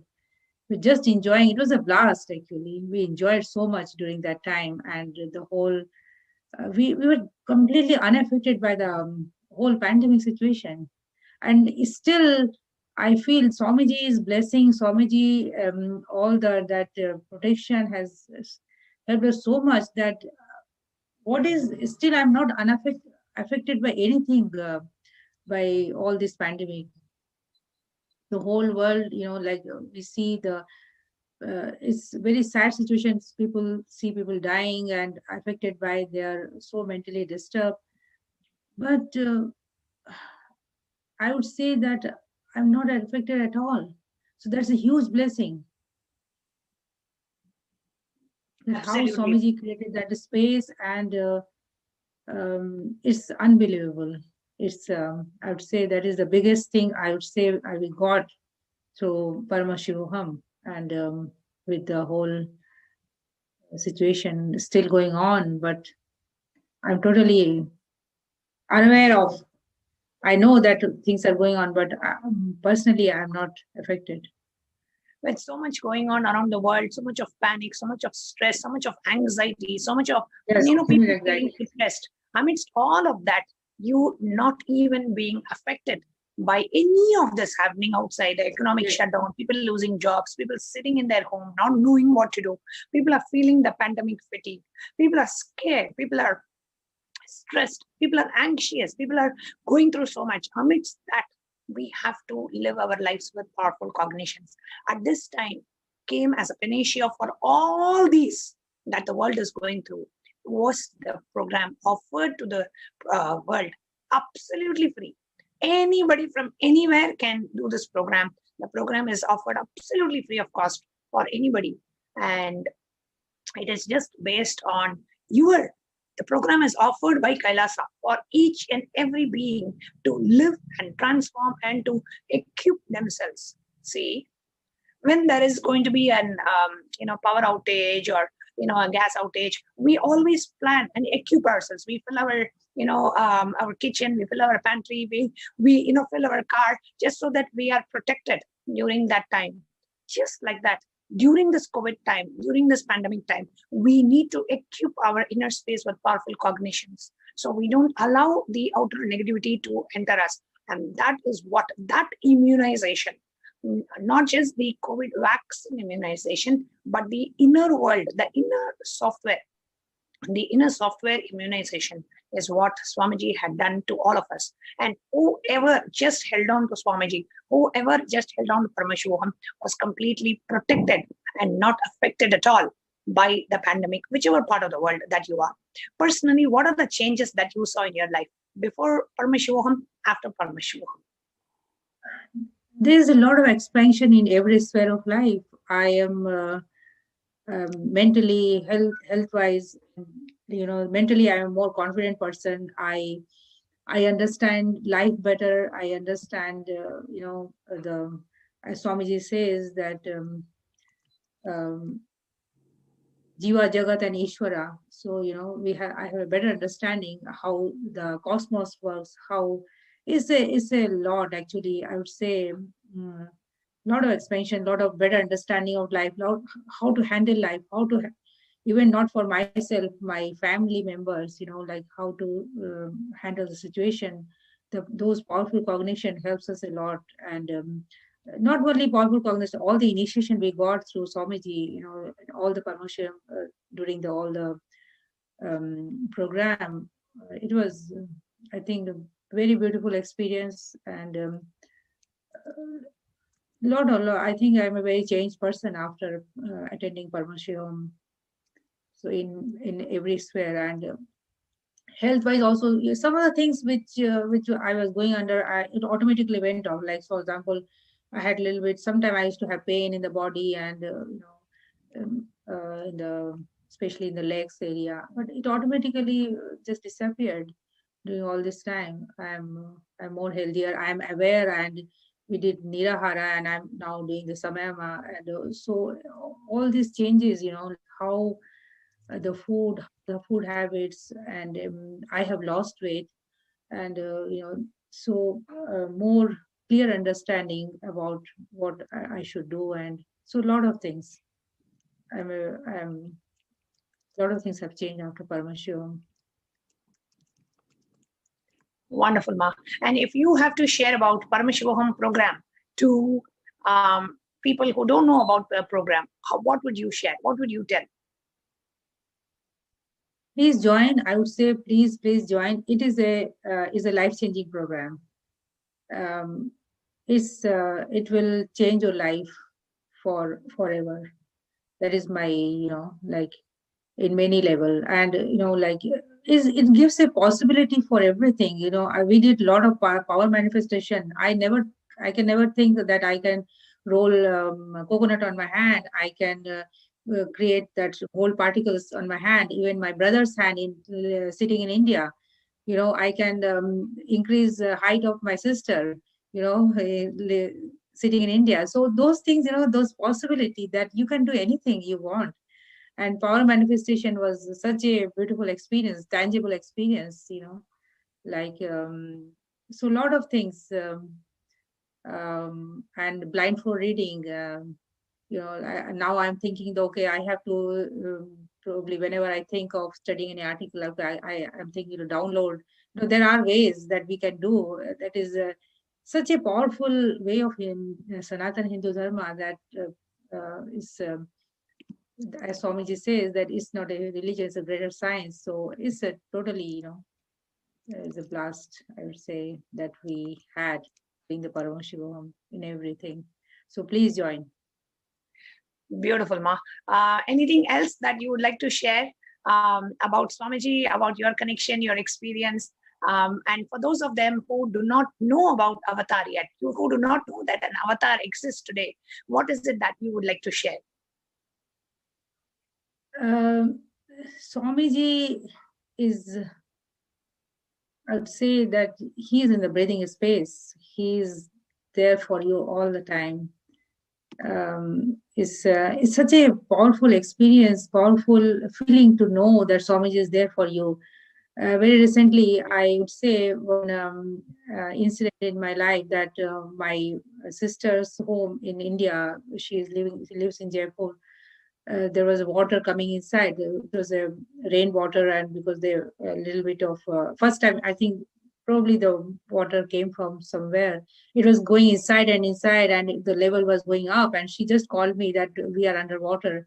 I just prayed to Swamiji. I called some sannyasis, and with the Swamiji's grace, immediately in a few minutes, everything came level down, and they were safe. So it's a huge thing to know that Swamiji is in your life. Swamiji takes control of everything. So that's, I think, biggest gift, I would say. Wow, beautiful. We have Swamiji protecting us at any moment. Just, think about Swamiji, pray to Swamiji, chant the Mahavakya, and there he is. So beautiful, Ma. Thank you so much for coming and sharing. And yes, thank you so much today for coming and sharing your experience with the world.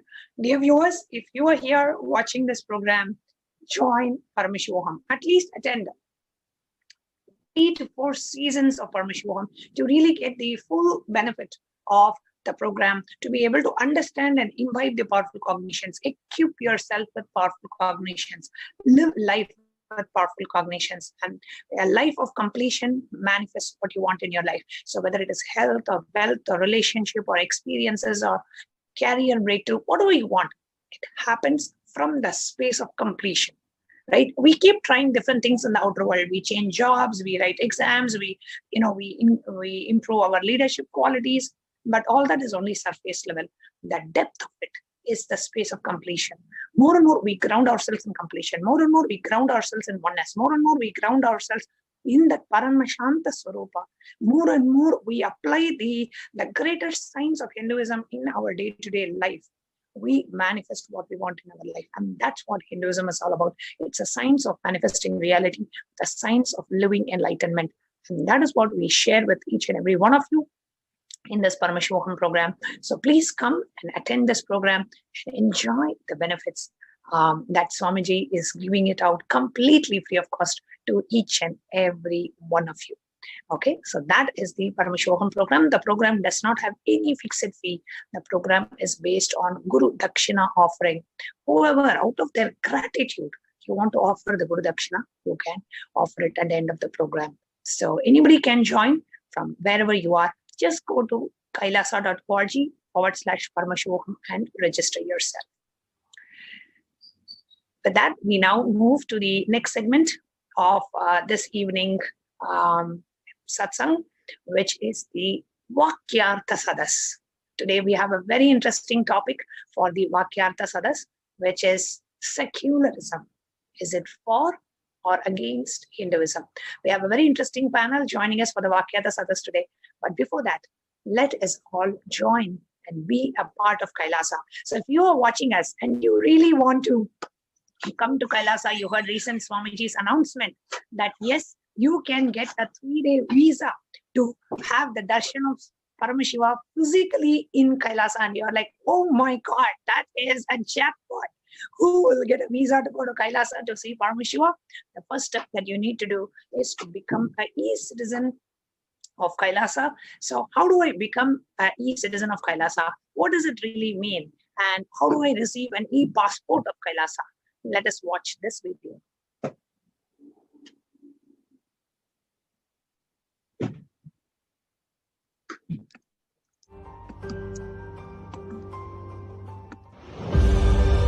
What I mean by the word e-Kailasa, listen intensely.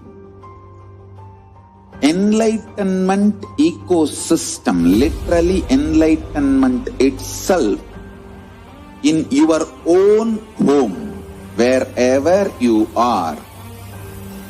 If you cannot come to Kailasa, it's okay. Kailasa can come to you. Kailasa coming to you is e-Kailasa.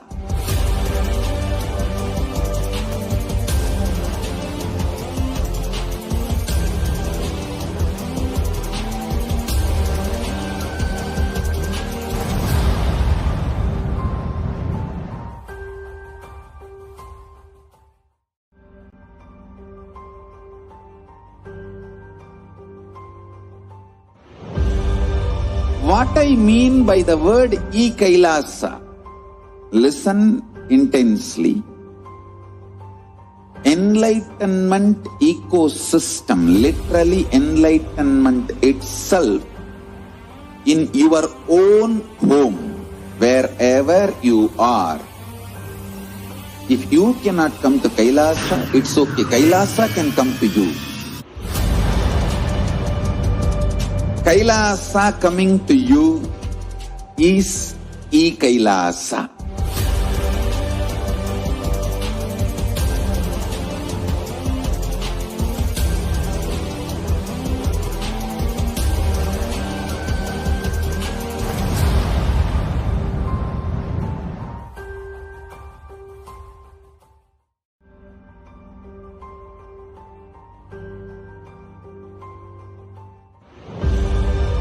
What I mean by the word e-Kailasa, listen intensely.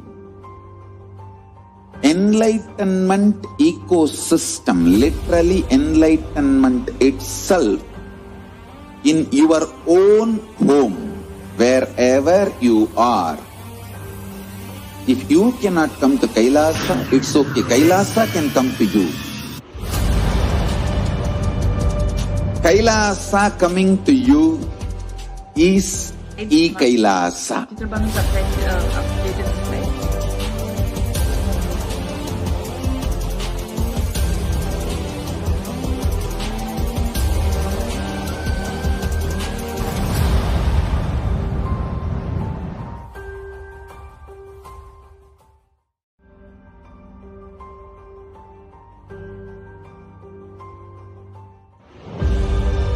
What I mean by the word e-Kailasa, listen intensely. Enlightenment ecosystem, literally enlightenment itself, in your own home, wherever you are. If you cannot come to Kailasa, it's okay. Kailasa can come to you. Kailasa coming to you is e-Kailasa.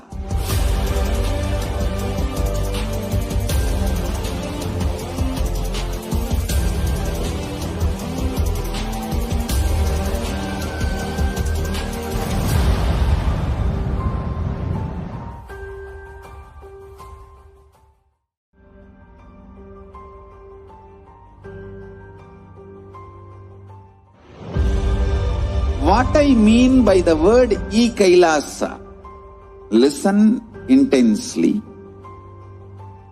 Enlightenment ecosystem, literally enlightenment itself, in your own home, wherever you are. If you cannot come to Kailasa, it's okay. Kailasa can come to you. Kailasa coming to you is Kailasa.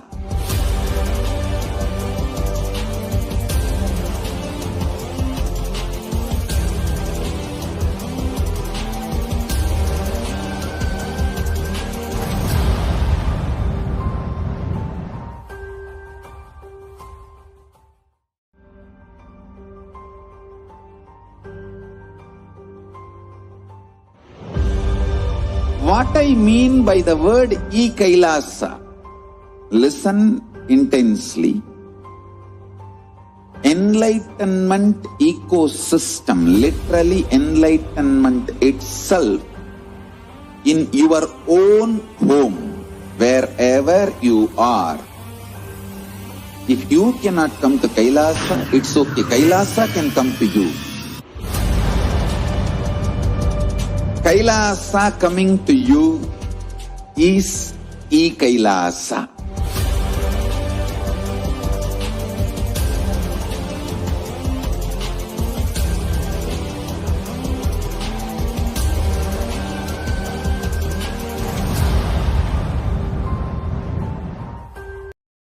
For a very interesting Hindu debate, Vakyartha Sadas.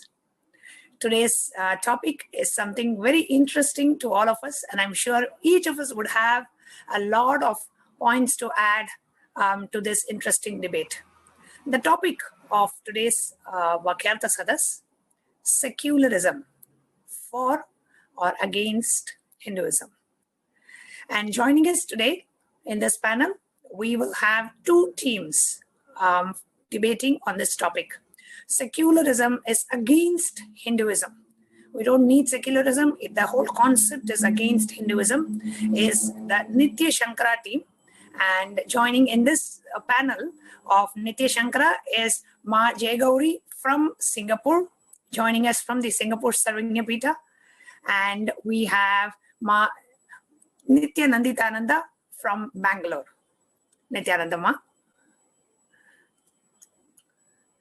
Next, we have in the Ananda Vyasa team saying secularism is for Hinduism is Nithya Chitrabhanu from Tamil Nadu, Kunnur, Tamil Nadu, India. Nithyananda Ma.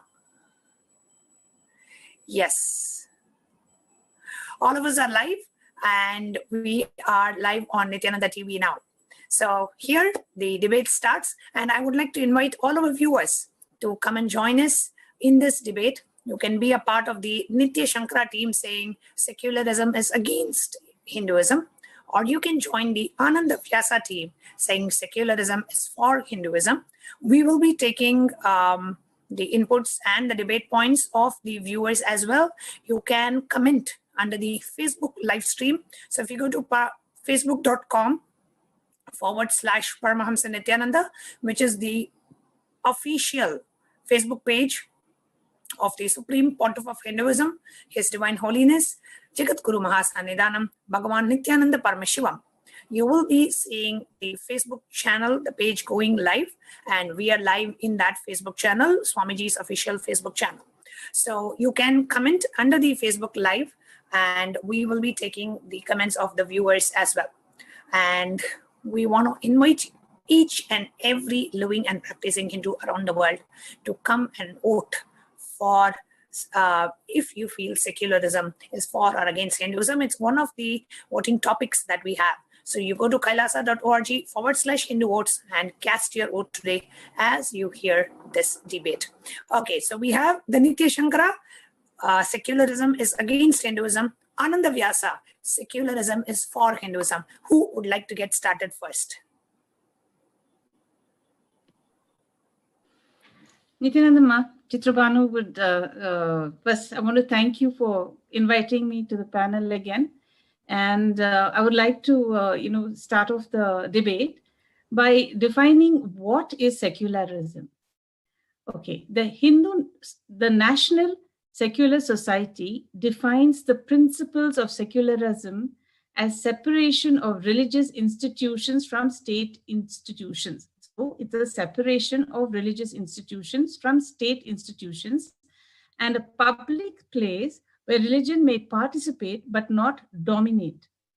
Second point is freedom to practice one's faith without harming others, or to change it, or not to have one according to one's own conscience.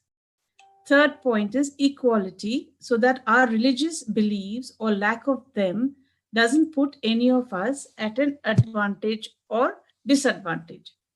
Secularism protects both believers and non-believers, ensures religious freedoms, assures equal access to public services.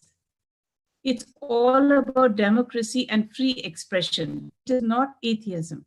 In my opinion, being secular is democratic and allows an individual to progress in his individual evolutionary journey, wherever or however that may be. Hinduism is a democratic, secular lifestyle. However, the Indian constitution has allowed extensive interference of the state in religious affairs. The applicable code of law is unequal on several religious matters such as marriage, divorce, inheritance, alimony, etc. It is varied for different religions, as this has been defined by Wikipedia. There has been a rumble nowadays for a one law for one country, but it's not applicable as of now. Politics has stretched its long hand and twisted the meaning of secularism. So actually, Hinduism is a democratic, secular religion. It's a lifestyle. Politics has messed it up. So this is why I say secularism is Hinduism, not perhaps the way Indian politicians interpret it, but I still feel that Hinduism should be secular. Thank you, ma'am.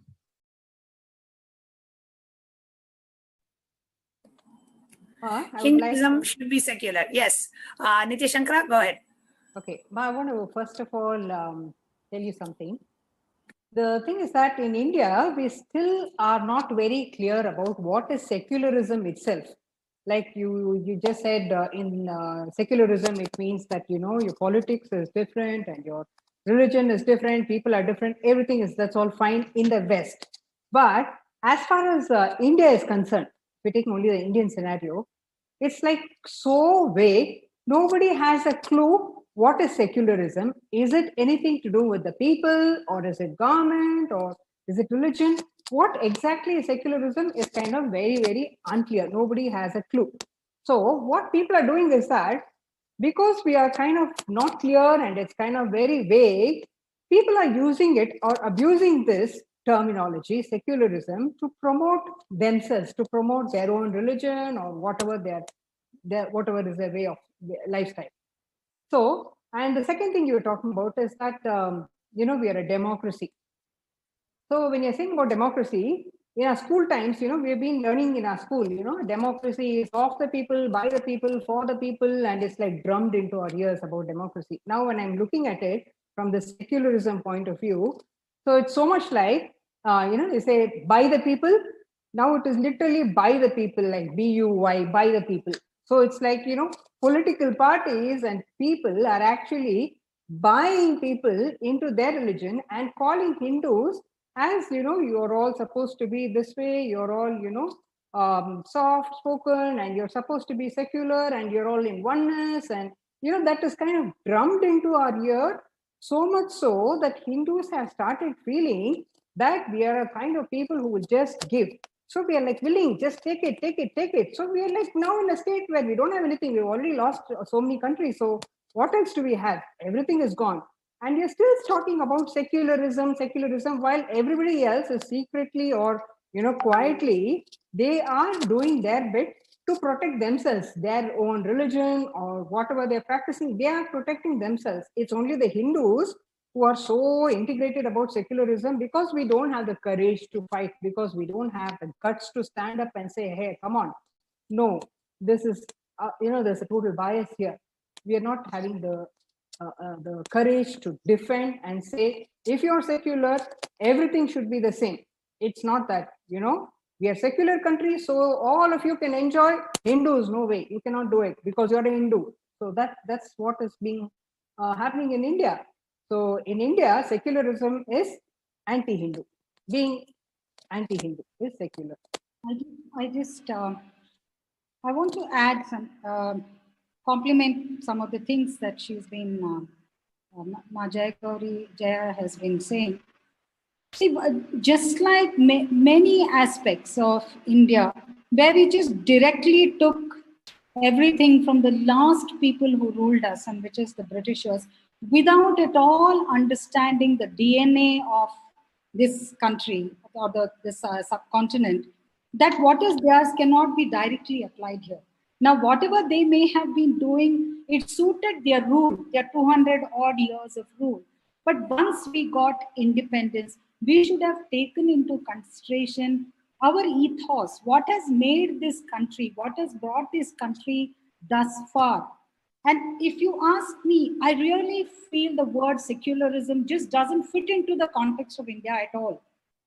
What we have understood or what we have been constantly told over, I would say, over generations, and even today we have politicians who will go and drum it all over the world, be the president, the prime minister, whoever, and that is a word called, that the phrase called Vasudhaiva Kutumbakam. The whole world is a family. Now, this is very opposed, if you look at it, from what is defined as what Ma Chitrabhanu said, that the term secularism means the segregation or seeing the state as separate from it. It's a very Western context, and it's a very Western application. Separation of the church from the state. It cannot apply to us because throughout our history, barring the time that this country has been vandalized over a period of more than 1,200 years, this is a country which saw anybody who came in to this country just being accepted into this country and their culture and everything being amalgamated here. So whether it is one of the earliest, if you look at the people who came into this country, were the Jews, said to have come more than 2,000 years ago. Then subsequently it was the Zoroastrians, and then there have been the Syrian Christians, and then there have been so many. There have been the Greeks, the Romans, so many people who came and became, we just accepted them, and they were given the freedom to practice their own their faith and whatever it is. So, or whatever is the culture that they brought into this country, and it became a part of this country. So we did not consider this when we decided to use the word secular. That's one aspect. The other aspect is that in the initial stages of when the constitution was formed, post-independence, by both B.R. Ambedkar and the then Prime Minister, which was Nehru, the word secular was left out. They did not bring it in, probably because they understood that Indians per se understand the Upanishadic concept of Vasudhaiva Kutumbakam, and therefore it is understood that we all accept each other, and we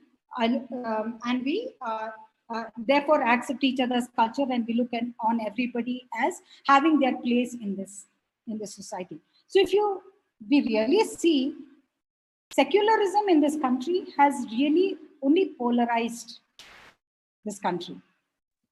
And it has been especially disadvantageous as far as the Hindus are concerned, who are supposedly in a majority. We may have been a majority at the time of independence, but in the garb of secularism and allowing the minority faiths to exist, it has been at their advantage and it has been at our disadvantage. So if I were to look at it in the way this whole idea of secularism has operated in this country, it has been disadvantageous for the Hindus, and it has mutilated us virtually, and it continues to mutilate us in so many spheres. And if I were to look at the very latest developments of it, I have been a personal, I've been at the receiving end of this. But aside from that, if we look at it, come, let us say, I'm taking one example because in the course of the pandemic, there are quite a few festivals we have not been able to have in the same gung-ho. But for some reason, suddenly everybody wakes up when it comes to Diwali. And 15 or 20 days before Diwali, messages went off on WhatsApp that this is the pandemic, so please do not burst crackers. Okay, it's only when Diwali comes that crackers become a problem, and opposing the fact that in certain states in the north, it is really the agricultural stubble burning which is leading to the smogging and the fogging over there, and not the 2 days or 3 days of that the burning of the crackers that happen. Now, soon after that, you have now Christmas. Supposedly, there is a minority community here in India, but already Christmas is, the tom-tomming of it started in the malls of this country way long ago. So what is happening? What is really happening? What I have a feeling is, explain first. Tell us what really you understand by secular before it is imposed on the people. All right, because as Hindus, this country has no clue about the rich heritage of this country. They have no clue about the persecution that has taken place. And unless and until there is an understanding of both of these aspects, the truth is told about both of this, I think we Hindus will take shelter under the word secular without understanding what it is. And they seem to have taken the whole thing of tolerant. We tolerate whatever is happening, but never really, I don't even want to call it cowardice. I would just say a kind of a very lackadaisical attitude of it is there, we can't do anything about it. And yeah, they say it is secular, so secular, but I don't think, and I'm as much a party to this, in the sense even I didn't understand what secular is. And if what I see being practiced around me, then as far as I'm concerned, then definitely what is defined as secular is definitely anti-Hindu. This is my starting point. This is what I'd like to come in over here. Yes, somebody else? No, Okay, I Mark, wanted to say that, if a country, if we are calling ourselves really secular, then certain religions, they follow their own personal law. They don't follow the law of land. They follow their own personal law. When it comes to marriages or properties or whatever, they follow their own law. So when we are saying that in secularism, all the religions are treated, are supposed to be the same, then what happened to our temples? Why is the state taking over our temples? So now I'm going to say, give me back my temple. Since all the religions are going to be the same, everybody is going to be treated the same. Why are you taking my temple? Give back our temples to us. So what kind of secularism is this when you're attacking the temples? So this is the country where the majority has a disadvantage. The majority Hindus have a disadvantage being in a country like this. So there are several case studies also where, there's some two Hindu organizations. They're called Sanatan Sanstha and Hindu Jan Jagriti Samstha. So these two organizations, they actually from the last 27 years, they have been, promoting Hinduism, talking about it, and they are like into dharma and spiritualism, and they're promoting this kind of dharmic lifestyle. And finally, what has happened? They're being charged with terrorism and murder, and they're being called so many names by not the people who are supposed to call them that, which means the CBI. The CBI has conducted a complete this one, and they found that there's nothing like that at all. It's all a lie.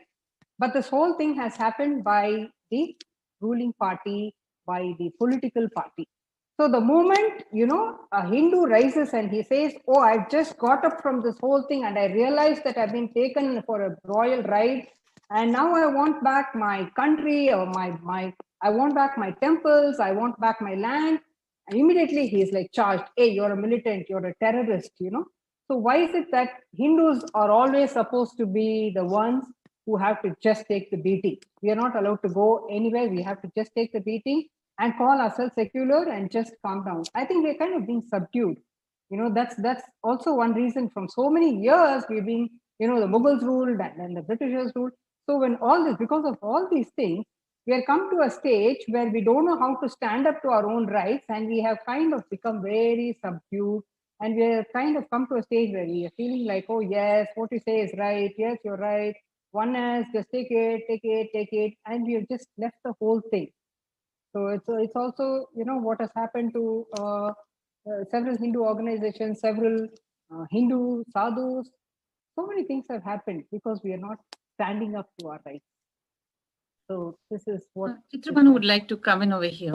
You said that Vasudeva Kutumbam, and it is being used against us, and we are not really following the tenets of our religion. True, we have not. We have lost a lot of our heritage, traditional values, because we have forgotten it. We have had westernized educations and everything. But I think there is a change happening now. What we cannot, be violent. We have to enrich people. Swamiji has very clearly told us again and again that violence is not to be thought about. We have to be, oneness, Advaitic space. What 2020 has taught us is that, as Swamiji reminds us again and again, we are not islands. We are connected together. We are not separate. We are one big family. Now, for us being asleep, now there is one state called Odisha. Odisha has led the way for freeing the temples from the government control. It's not like, Hindus are unaware of what's happening, because if one state can do it, why can't the other states do it? I mean, we have people going to court and, putting in petitions saying that the temple should be given back. Even Swamiji did that initially for Madurai Adinam also. Now, look at what happened in Odisha. The staunch Kattar pure breed Kshatriyas and priests and all the people of Odisha constantly pressurized the Odisha government. This is the only state which has 94.7 Hindu population, 2% Christians, 1.3 Muslims, and rest other faiths. It's the only state where temples are run as per dharma and dharmic traditions, and not by secularism as defined by the Indian government. The only state where Kshatriyas defended and repelled 18 attacks by Mughals, Bengali Nawabs on Lord Jagannath Temple, Puri. The only state whose capital houses the biggest number of temples than any other state in India, giving the most coveted name Temple City. Okay, the only state where no one dares to attack a Hindu temple out of fear. Here, Hindus retaliate aggressively to any attempt to tweak traditions or temple functionings. Even Supreme Court order was not paid heed. But we are not meant to be violent. Okay, we are supposed to be really quiet. But if we had opposed, and if we had chosen, the leaders accordingly, if the Hindus were united and they chose the leaders which would have led them to defend their institutions of education and everything else, including temples, we would not have had this issue. Right now, we know that we are, global existence is all that we have right now. We are, Kailasa is Kailasa. We don't have anything else. The innate nature of Hinduism is democratic and secular. Being secular is encompassing everyone. We are a global village. Google has made sure that everybody's in a Google village. No judgments, no religious strife. As every power manifester experientially knows, strategic existence has no borders. Dynamic energy and static matter has no boundaries. Hindus' innate nature is democratic and secular. Borders may define us, but the global village of internet has reminded us that we are one, and that we need to get back to that Advaitic space.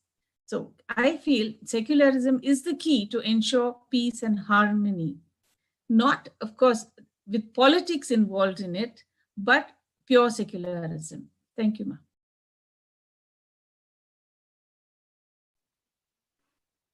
Okay, I'd like to just come in over here. I think one of the things that is lacking in India is that there is a very poor understanding of our entire past.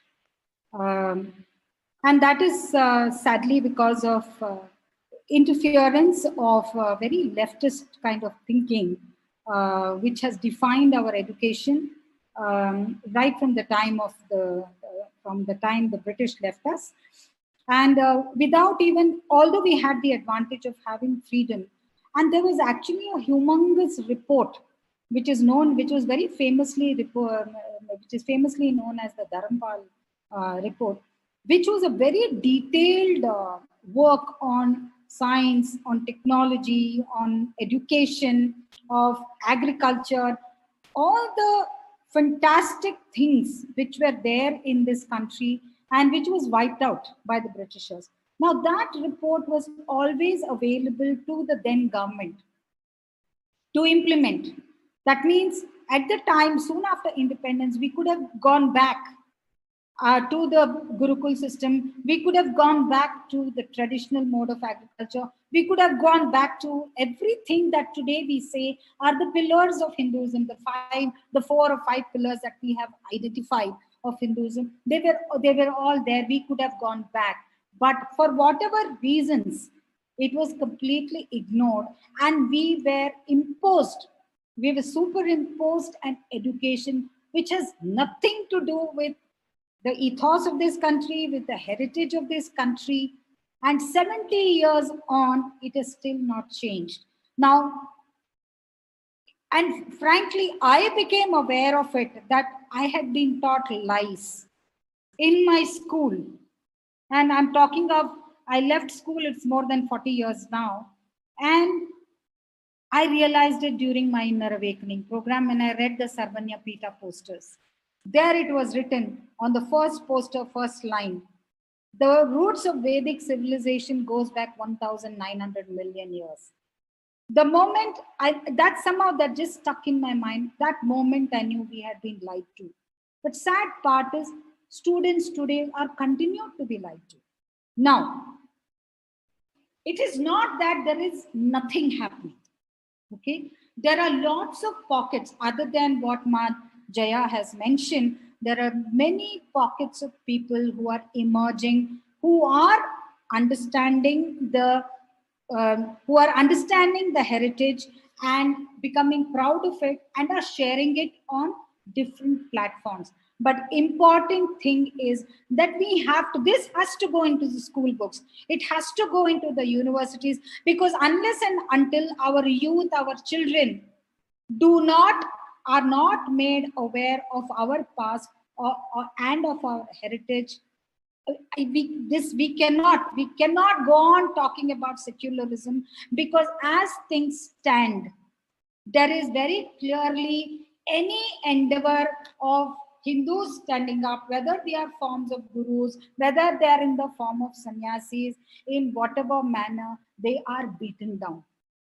They are beaten down, and they're beaten down in the way it has always been happening, by persecution, by lynching, by simply trashing all the teaching. Nobody is wanting to even listen. So unless and until our youth are educated, unless and until these things are brought into the textbooks, and because we are talking of these are our future generation, unless and until they are made aware, as far as I am concerned, the secularism that exists in this country is very pro-minority and completely at the cost of what is supposed to be us, which is supposed to be majority, which I have doubts on. And they are getting all the benefits because of being in a minority. So in its very implementation, if at all we still want to use the word secular, in its very implementation, it is very, very biased. As of now, it's totally against the way secularism has been implemented in this country. It's against the Hindus, and it is definitely pro the major minority communities. And when I'm saying this, I'm saying that it is not supporting the Buddhists, it is not supporting the Jains, it is not supporting the Sikhs either. So I'm talking of this one whole chunk. Even if I count them together, we still, I would think, are not in a majority today, or we may have actually come down to maybe we are probably 50%. So unless Yes, and but until there is a proper understanding of what this word secularism means, I don't think, I personally see it as still being anti-Hindu. We have to yes, change. I also feel here, Ma, that actually this whole thing of secularism really does not fit into India at all. Because in India we have so many religions, so many castes, so many things are happening. So the secularism is really not possible in India, because if you take an example, like earlier I was living in Dubai. So if you are in a place like that, you will see that everybody during Ramzan season, that few days, 30 days, 21 days, whatever, during that period, there is no food that is sold. Nobody is allowed to eat outside. Anything you want, just do it at home. That's it. It's the law of land. It becomes the religious law becomes the law of land. Everybody is asked to follow the same thing. Whereas in India, that's not the case, because we have so many religions. Everybody wants to practice their own thing. And finally, after all this, we're talking about secularism and allowing everybody to practice their own religion. Then the politicians should also keep off from this, but they're not doing that, because we still have, caste-based reservations. So why do you have a caste? Why is the state government, or why is the government actually getting involved in people's caste when you're talking about secularism? So if you're secular, keep off caste, and this doesn't come into play at all. So why are you talking about caste? Why are you splitting people? So it's basically a case of divide, And like Ma was just saying just now about, that this should be taught in schools. If you look at it from what I studied in my history books in the school at that age, to this day, when my daughter has gone to school, the same thing is repeating. So she's like coming home and saying, that Aurangzeb did this, Shah Jahan built that, and Tipu Sultan did this, Hyder Ali did this, and it's like glorifying all the people, all the rulers of India who were actually the Mughals and those who were practicing other religions. But why isn't our textbook Indian textbook, where a majority of Indians are Hindus? Why is it that we are not taught majorly about, say, Pallavas, Cheras, Pandyas? Nobody has any clue who these people are, other than a few people in Tamil Nadu or in those textbooks probably. Nobody else in India knows. So we're only still now till date, after several years, we are still talking about only those people like Shah Jahan built the Taj Mahal, Shah Jahan built. So why are we glorifying them? When is our textbook going to change? So either everybody follows the major law, which is Hinduism. Otherwise, if you're talking secular, the state government or the government should just keep off. Don't have reservations. Don't talk about anyone. Don't talk about any ruler or anything. Don't talk about anyone in your history books. Just talk about basic, the war or whatever happened, but don't talk about any religious leaders or, the Mughals and people like that who actually came to India and actually destroyed us. And, to talk about it, they say that Hindus are the ones who are like suppressing, oppressing, depressing everybody and all that. But then we are the ones who allowed the Mughals to come and rule over us, and we were quiet, and we allowed all the Britishers to come and rule over us, and we were quiet. So when this whole thing has happened, all along we were just a witness to the whole thing, and we were just sitting and watching. And now when we are getting up, we are supposed to be the people who are like oppressing everybody, and Hindus are all militants. I mean, we are just standing up to our rights. That's it. So plain. So this is what I had to tell about our books. Yes. Yes, actually, Chitraban would like to come in again over here. Imagine, there is a song. Swamiji said we have to enrich people. We cannot be violent. We have to enrich people to, join the Vasudeva Kutumbam. The Beatles, they had such a huge influence, even pop, even right now. They sang a song called Imagine. The lyrics mentioned, imagine there are no countries. It isn't hard to do. Nothing to kill or die for, and no religion too. Imagine all the people living in peace. He says, you may say I'm a dreamer, but I'm not the only one. I hope someday you will join us and the world will be as one. Imagine no position. I wonder if you can. No greed, no need for greed or hunger, a brotherhood of man. So see, these people actually, the Beatles themselves, they were talking about sharing all the word. And who was he influenced by? His guru was Maharishi Yogi, a Hindu guru. These lyrics were written in the 60s. Everybody heard them. The hippie movement was on and everything. But the Hindus never united. They never, there is no unity. They did not vote in unison for whatever reasons. They, squabbled among themselves and divide and rule, perfectly fitted the agenda of all the vote bank politicians, whatever. So what are they going to do now? That doesn't mean secularism is bad for Hinduism. It's the people who have to wake up, okay? Our Dharma has been advocating Vasudeva Kutumbam since Krishna declared it. Hinduism is a lifestyle. Kailasa is global. Its people are defining a non-violent lifestyle. And Hinduism, we understand that we evolved from amoeba to the divine. We support everyone on their journey. We enrich and lead everyone. Our Gurukuls did not discriminate our birth for admission from ancient times. Of course, now it's a different story. You have to be a particular religion to get into a particular college, but that's another story. Otherwise, you pay huge capitation fees. But allowing dogmatism is an arrogant assertion of opinions as truths. Hinduism is not dogmatic. We are secular and we must defend the same.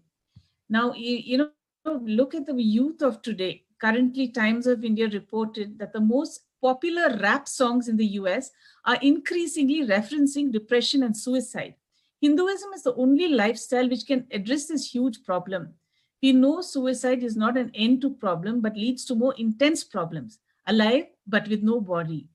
As an example, Logic and his song 1-800-273-8255, which by the way is the suicide hotline, talks about depression and wanting to give up.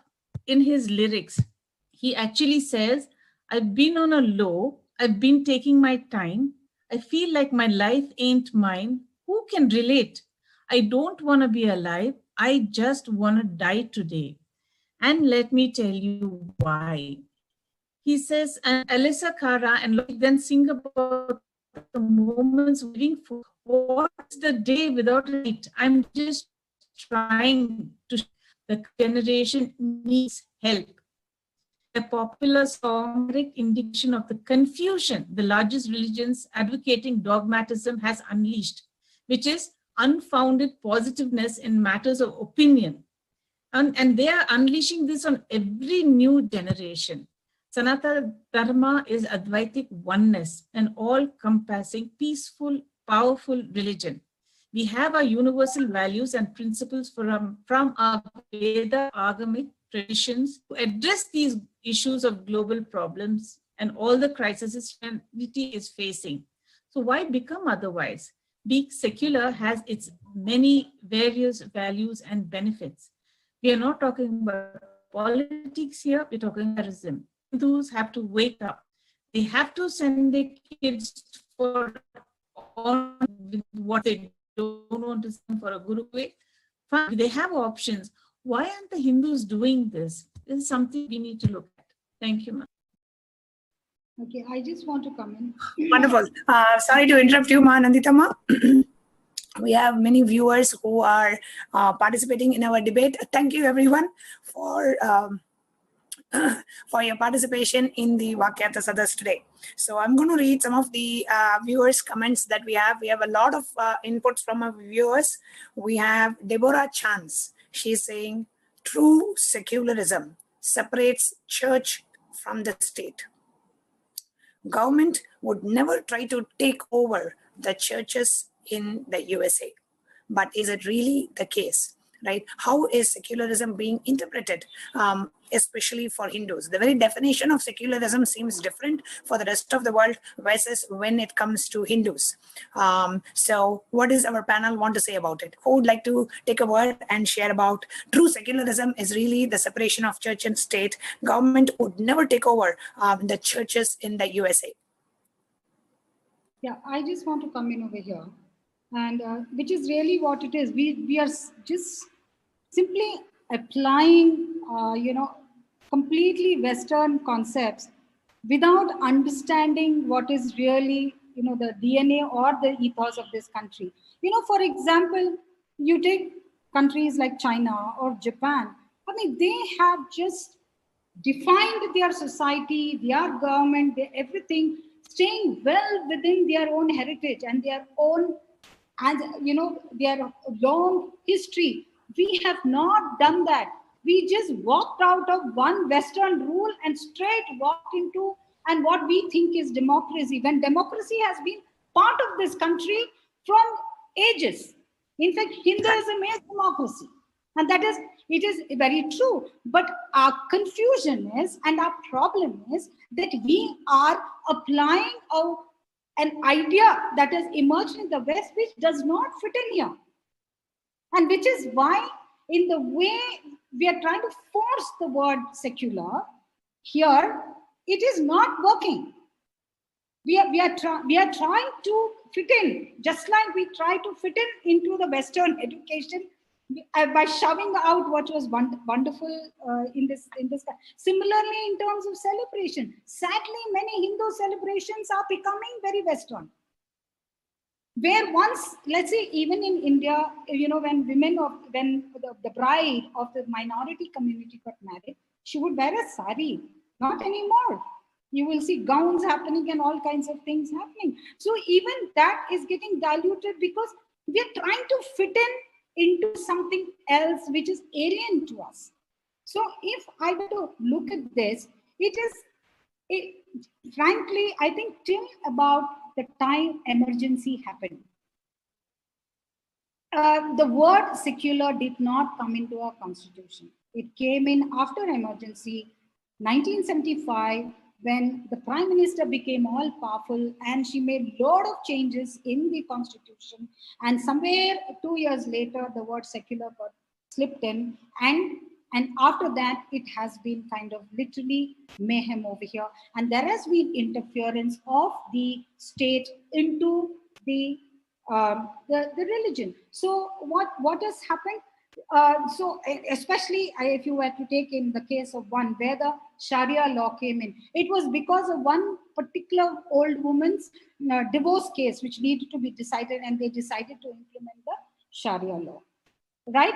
So that while they are being allowed to practice to apply their own laws, the moment it comes to Hindus, we cannot.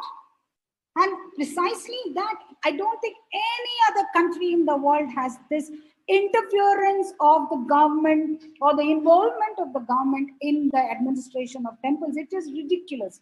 Now, the saddest part, barely, I think a week ago in Karnataka, there was a public interest litigation where the person said that we should not be having non-Hindus on the temple board. And it was shot down. Why? Because no, you cannot. Our country is not, the constitution of our country believes that anybody can be in there. No problem. Then we should be on the madrasa boards and we should be on the church board. But that is not allowed. But it's perfectly okay for them to be involved in the administration of temples. It was shot down, and I'm talking, this is news of barely a week ago. Absolutely, Ma. And to add to you, have we seen any religious leader other than Hindu leaders calling themselves secular, right? Ramakrishna Math calls themselves secular. Why? They don't want to be attacked. The founder of Ramakrishna Math, the greatest avatar, one of the greatest avatar who ever happened, Ramakrishna Paramahamsa, was a devotee of Mother Kali. He lived his whole life with Mata Kali as his own mother. And that organization today calls itself as secular. So many Hindu gurus today call themselves as secular. Are we seeing any other religious guru, any other religious leader, any other religion calling themselves secular? So why is this concept? It's not that they don't have people from other faiths following them. No, they have. But they are so sometimes even fanatically religious. But when it comes to Hindu leaders, Oh, Hindu leaders should be secular. We should call ourselves secular. We should be open. All these ideas are thrusted into Hinduism, are infused into the minds of Hindus. Why? Why should Hindu leaders call themselves secular? And if you're watching this live, please come and respond in this live debate that's happening. We need to raise our voice. Hindu voices should be heard around the world, and Kailasa is a platform, is the only platform available today. The international media, the Kailasa TV, the Nithyananda TV are the only platform available today where true Hinduism, true authentic Hindu ideas, without the dilution of the mass media anti-Hindu cult, ideas being inserted into the minds of innocent Hindus. This is the only forum in the whole planet Earth that is available today, which is presenting true information about Hinduism to the world. So if you want to share, please come and share your thoughts under our live feed, which is in Facebook, official Facebook page of the Supreme Pontiff of Hinduism, facebook.com/Paramahamsa Nithyananda. Please come and share. And if you're watching this and if you feel, oh God, we Hindus did not do anything. We lost 60 square miles of territory. We lost 56 nations. Today, Hindus, even being the majority, we have close to 2 billion living and practicing Hindus in the world. We don't have 1 square inch of land. 1 square inch of land where Hindus have political sovereignty, where Hindu leaders have constitutional protection. 1 square inch we do not have. And Hindu leaders are being attacked. Hinduism is being attacked. Hindu temples are being destroyed. And we just sit not knowing what to do because we feel that the problem is too huge. I don't know what to do. I don't want to get there. I don't want to mess up my life. I have my family. I have my job. This is where we are. And the Supreme Pontiff of Hinduism, just at the age of 42. Swamiji is just 42 now. And he is entering 43 next year. Just at this age, Swamiji has revived what Hindus lacked for the last 1,000 years. This is in spite of 100 assassination attempts on Swamiji's life. This is in spite of 10 years of 14,000 hours of hate speech being propagated against His Divine Holiness in the media. Why? Because Swamiji is unabashedly Hindu. Swamiji, the only Supreme Pontiff of Hinduism, is unabashedly Hindu. Because of that, he is being attacked. Because of that, his image is being tarnished. Because of that, character assassination, hate speech, whatnot, hundreds of illegal false cases are happening. Where today, the so-called anti-Hindu media cult and the so-called the neo-Hindus are trying to separate Hindus from Hinduism. Please understand, it could be in the face of anti-Hindus, or it could be in the face of so-called neo-Hindus, right? Separating Hindus from Hinduism under the name of neo-Hinduism. That is where we need to be really careful of. I know there are debates happening in Indian television channels as we are talking today about Kailasa, about visa to Kailasa, and how abusively Indian Hindus are being brainwashed against the only savior of Hinduism, the Supreme Pontiff of Hinduism. Is there one single Indian media channel which is ready to share the truth about what is happening to Hindus? Forget about Swamiji. The truth of what is happening to Hindus. How many temples are being destroyed? How much of conversion is happening? How much of our temple wealth and land is being looted? Is there end? How much of government control and so-called politicians are stealing? And how much of Hindu religious practices are being banned as superstitious? And how much of Hindu practices are being banned? Hindu festivals are being banned? Is there any one media channel which is bringing it out? But every media channel brings out the false news against the Supreme Pontiff of Hinduism. Why? Why? That is the question that we need to ask. Please do not just digest everything that the media vomits at us. Watch the right news. Watch the right television channel. Kailasa is the only international media that we have today, which is presenting the true Hinduism out to the world, and the anti-Hindu media cult is trying to separate Hindus from Hinduism. Please watch and make judicious decision and protect yourself, protect your children, protect your next generation. You following Hinduism is for you, not for him, not for Swamiji. You following Swamiji doesn't make Swamiji great. He is already an avatar. It protects you. It protects your next generation. It protects your children. Because otherwise, your children, under the name of secularism, in the next generation, this generation will be turned secular. Next generation will be turned Christian. Next generation will be turned as missionaries. That is what's happening. That is what is happening. Or the next generation will become a Muslim, and the next generation will become terrorists. That is what is happening. If we Hindus don't feel the urgent need to protect ourselves and our next generation. Secularism is a term used to abuse Hinduism, to destroy Hinduism.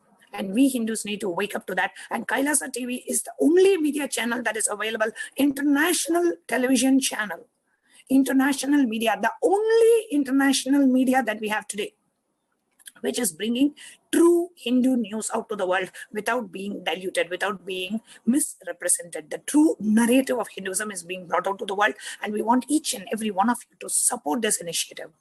Go to kailasa.org/Hindu votes. We Hindus need a voice. We all need to come together. So if you are watching this live, please share the voting link, kailasa.org/Hindu votes, and encourage. See, it may take 5 minutes of your time to share this link to 10 of your friends on Messenger or WhatsApp. But we Hindus need to do that. We need to take responsibility, collective responsibility, the religious responsibility to protect Hinduism. So I invite and I request each and every one of you watching this, share the voting link.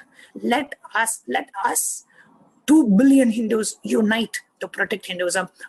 We under the Supreme Pontiff of Hinduism, we have Paramashiva living with us today. We cannot afford to miss this chance. So share this link, which is kailasa.org/Hindu votes. Please share it with at least 5 of your friends. Call them and ask them to vote as we are entering into this debate. We have a lot of viewers sharing their comments. I'm going to read a comment from Uma Balaji. Thank you so much, Ma, for sharing your inputs. She's saying the rich history of India cannot and should not be ignored in the name of secularism. Indian governments have used secularism to curtail the religious, expressive, cultural freedom of Hindus. Absolutely true. Such a beautiful response. Thank you so much, Mahuma Balaji. And if you're watching this, do come and share your thoughts. It's a live Vakyartha Sadas. Anybody can participate in this debate, and you come to Facebook Live and put your comments under the Facebook Live. Yes, Ushama, Manitya Nanditama, please go ahead and share your thoughts. I lost the thread. What was it I was just going to say? And I actually wanted to add on to what Ma Jaya said. It is not that we are saying that the other religions, they have a very organized way in which the prayers are done, or during a specific month. There is poor feeding done, and feeding done for everybody and things. It also happens in the temples. The fact is, in the temples, it happens every day. It doesn't wait for a festival. But the sad part is that it has been so subsumed. It has been taken over so much by the, literally, if you ask me, the government is just anti-Hindu, and the anti-Hindu forces, that these acts that is done is not at all talked about or publicized. There are so many temples which do feeding every day, immaterial whether there is a festival or not. Similarly, there are quite a few places where there is feeding done free. Like, for example, there is a university, it's called the Kalinga University in Orissa, by the way, and rightly so, where I think some 25,000 children are fed every day, and they are all people from the tribal belts. So one of the problems that we have, and it is a shelter that we take under this garb that has been imposed on us, and that's the only word I can use for secular, and that is we undermine ourselves and undermine whatever that we do. We are too afraid to say that we are Hindus. We may not even say we are secular, but we're too afraid to say that we are Hindus. But we will do many of these things. So I think unless and until we stand up for ourselves, and very proudly, I have been asked why have I been putting this insignia ever since I've become an Adishai, right? Because why am I questioned? They don't question somebody else when they wear a shorter pant, or or when there is a hijab, or or there is a cross. But I am questioned if I wear Swamiji's bracelet, or I have this Rudraksh. I've been told don't so loudly say it. So, and unless and until we stand our ground and we say this is it, this defines me, I think we are going to be continued to be suppressed. And we have to go all out and support what Swamiji is doing. But frankly, if you ask me honestly, when I just even saw a Republic TV over there and I saw Swamiji's picture over there, I just decided I'm not going to watch it because it was irrelevant to me. Because I know what Swamiji is doing, and if I do not just stay focused on that, all this nonsense is going to, completely throw me off track.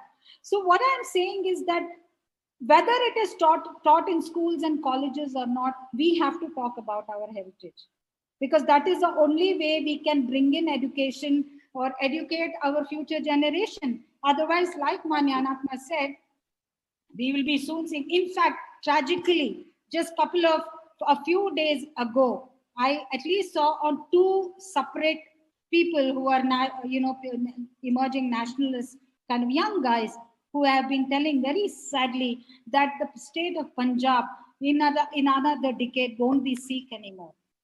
It is going to be a Christian Punjab. And that is the kind of march that is happening with all these people. So with all these so-called minority faiths which are taking advantage of whatever has been defined as secularism in this country. I have difficulty accepting that word. All I can say is that the only thing that will help us is to constantly stand up, constantly voice out what Kailasa is doing, because that is the only effort that is being made to establish some kind of base for Hinduism to revive itself to its former glory.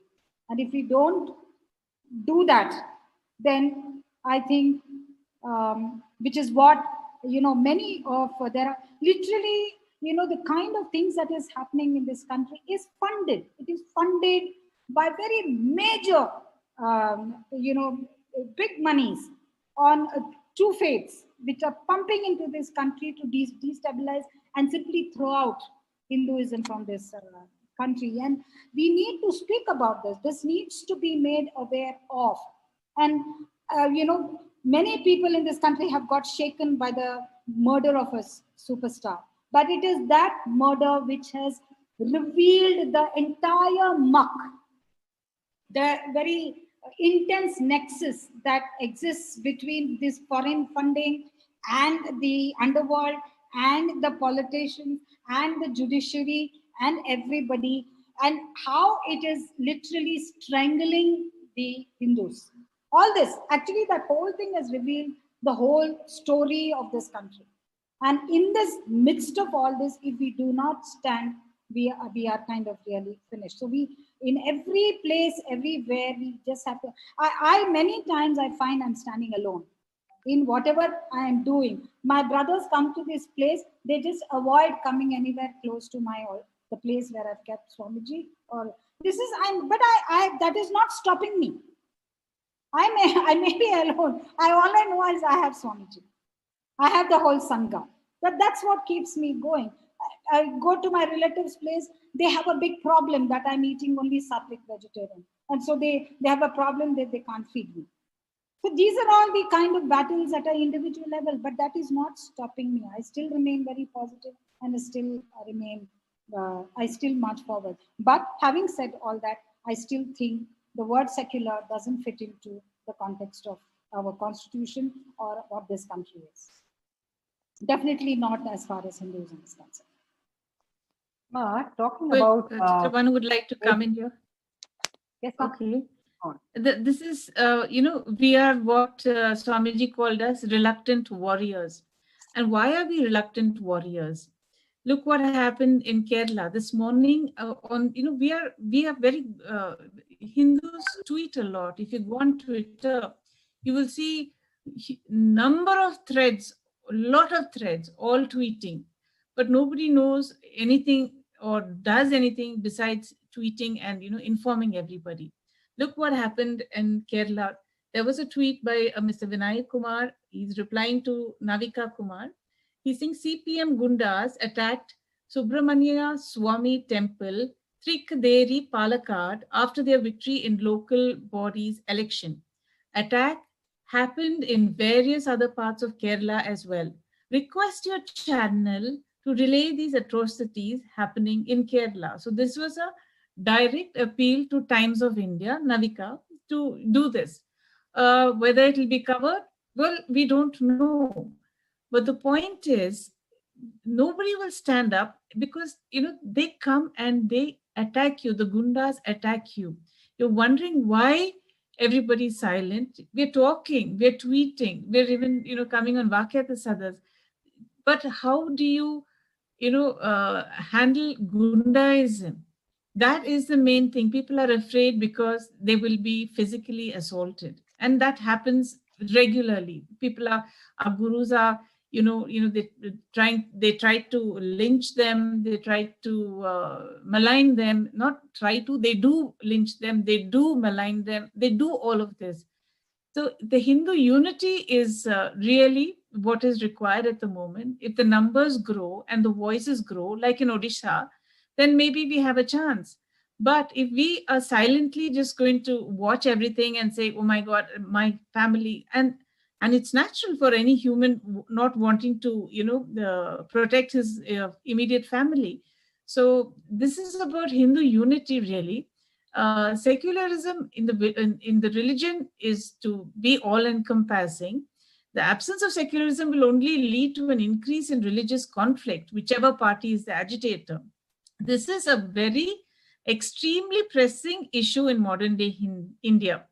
Hindus have lost their way, and in the game of bashing secularism, they have become, they become totally confused. So enriching is the solution. And of course, for the future generation, every Hindu family must make sure that their child has a Gurukul education, which is freely available online at the moment. And it's not just the Sangha members, everybody should go and everybody should enrich people. It's nothing to do with secularism, it's all to do with politics and power games. So we need to look at this aspect, Ma. This is what Chitrabhanu thinks. Thank you, Ma. Okay, Ma, I have a point Yes, here. and we have, Jay Gaurima, sorry to interrupt you. We have a lot of viewers. I wanted to just read some of the comments. We have very, very active participation. Thank you, everyone, all the viewers, for your support and for your active participation. This is what we need, because this is not just a panel discussion with 4 of us who are here. This is a panel discussion open to each and every living and practicing Hindu. And Kailasa.org and the Kailasa Nation is a platform for each of us to express and be heard. Hindu voices needs to be heard to the world. Hindu votes are sacred. Hindu voices need to be heard. And this is a platform for that. So I'm going to read some of our viewers' comments. We have Devika Rani from Malaysia saying, yes, as a Hindu from birth, I was practicing the rituals, but I was not aware of the concepts and reasons as to what I was doing. Only after meeting Swamiji, I realized everything about Hinduism, from rituals to completion with myself and others. The truth about Hinduism and values I imbibed through Swamiji's programs and initiations. Gratitude and thanking Swamiji and Sangha. Devikama, I know every single disciple of Swamiji will agree to what you're saying, because all of us did not understand, or rather, we were forced not to learn Hinduism. right? There is no true authentic source of Hindu teaching that's happening that we could learn from. We were just doing it because our parents were doing it and without really understanding the spirit or the true context. Only after Swamiji entered our lives, we really understand and discovered Hinduism. Absolutely agree with you, Ma. And Uma Balaji is saying, in India, Hindu country, Hindus have been severely persecuted by successive Hindu governments under the garb of secularism. Hindu temples are controlled by the government and their votes severely curtailed in the names of secularism. And their voices severely curtailed in the name of secularism. Hindu sacred scriptures have not been preserved by democracy. Under the secularism is used for destroying Hinduism to make Hindus not see what is happening to Hinduism. Today, Hindus, we are majority, but we are being treated worse than minority. Even what the privileges minorities gets, Hindus are not getting today, and we have lost everything that we had. So that's the truth, absolutely, Ma. Devika Ma is saying, I am so proud to be a Hindu. In it's rich in culture and rich and in manuals for a beautiful life. Truly, Bhagavan and Sangha have enriched us. Thank you so much, Ma. We have Ananda Nyan saying the low estimate of rental income from Tamil Nadu Hindu temples, immovable properties of 4.7 lakh acres agricultural land, 30 crore square feet of sites, to 22,600 buildings is 6 to 7,000 crores. But sorry about that. Yeah, 6 to 7,000 crores. But the secular government is only paying 200 crores of this, is only realizing 200 crores of this, and this is much being siphoned out. 1 billion generated from Hindu temples should be enriching this ecosystem of Hindus to enrich the entire state and country rather than secular government destroying it. Hindu temples are traditionally the most prosperous centers providing education, food, artistic training, healing, devotional services, animal husbandry, and economy. The Gaja, the elephant, is a huge industry celebrating worship of nature and living harmoniously with all animal life. Huge amounts of employment for farmers, artisans, dancers, teachers, etc. All is provided and started and prospering from Hindu temples only. Who's saying Hindus cannot sustain themselves? The Tamil Dikshitas of Chidambaram temple are the only community who have been in one place doing social service, sustaining their own intelligent community independently for more than 20 centuries. Wow. The Hindu civilizations and temples is the only civilization to sustain itself for 6,000 years and much more. Who says Hindus can't organize themselves? The so-called secularism in India prevents by law Hindus from learning their heritage in public schools. Actually, everyone is already there. Organize Hindu dancers to dance for temples, artists to provide arts for temples, teachers to teach in temples, farmers to work in temple farmlands, school payments to secular schools to go to deities, Lord Rama, Lord Krishna, and teach the children their own history and life solution. All Hindu communities are here.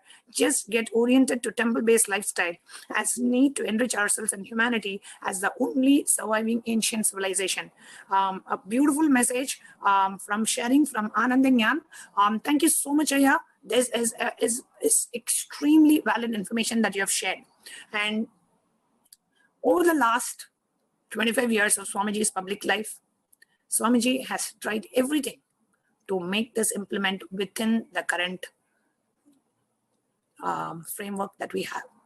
And that has led to hundreds of assassination attempts, that has led to colossal character assassination of Swamiji, that has led to hate speech, that has led to him being called as a rapist and self-styled godman and whatnot. That is what led to what we are facing today as persecution. And the only solution for everything that you're doing is Kailasa. And we Hindus need to wake up to the truth. The attack on Swamiji is not an attack on Swamiji. It is an attack on Hinduism. It is the attack on the last lamp of Hinduism. We Hindus need to wake up to the truth. Don't look at who's being attacked. Look at who's attacking. Look at who is attacking. The person who is attacking wants to grab crores of our temple property, wants to destroy temples, do not want your next generation to live happily. They want to grab billions and millions of wealth amassed by Hindus from our ancient civilization. They want to stop Hinduism. They want to destroy Hinduism. So we Hindus need to wake up. Stop the persecution. No Hindu should ever accept any persecution on Hindu Guru.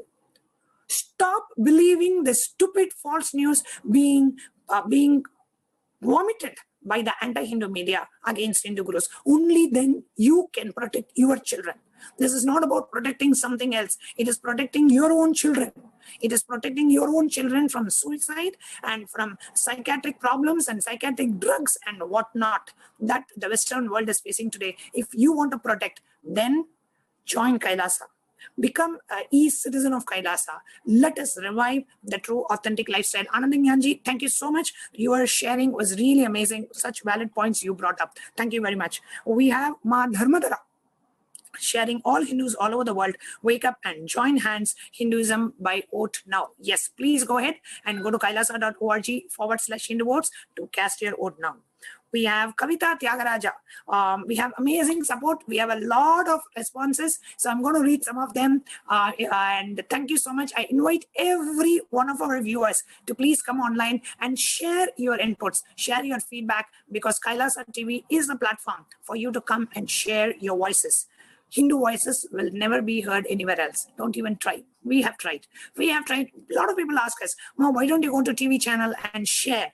We went. We shared information. You know, when I was in the Adinam in 2010, we got a call from media channel and asking us, are you going to tell the truth or should we write whatever we want? And they don't even allow us to speak anything. They just publish some garbage. Complete shit is being published as Hindu news by the anti-Hindu media cult. Okay, so do not believe any Hindu news which is from an inauthentic source. Do not believe any Hindu news from the anti-Hindu media cult. Tune in to Nithyananda TV, tune in to Kailasa TV. This is the only news channel bringing the right news about Hinduism to the world. Okay, so let's see what Ma Kavita Tyagaraja is saying. She is saying, Swamiji is the atomic power station with infinite Shaktis and is an all-rounder in every field. And he's reviving and bringing life to Hinduism as before. So the anti-Hindus are scared and jealous because of his power, hard work, and persistence. But other Hindu leaders are scared of the attacks, suffering, and tortures given by the anti-Hindus and so call themselves secular. It is true, Ma, because of course, Swamiji is Paramashiva. He is here for a huge revival, a superconscious breakthrough for the world. And he's able to not just survive, but really make the enemy's enmity powerless, right?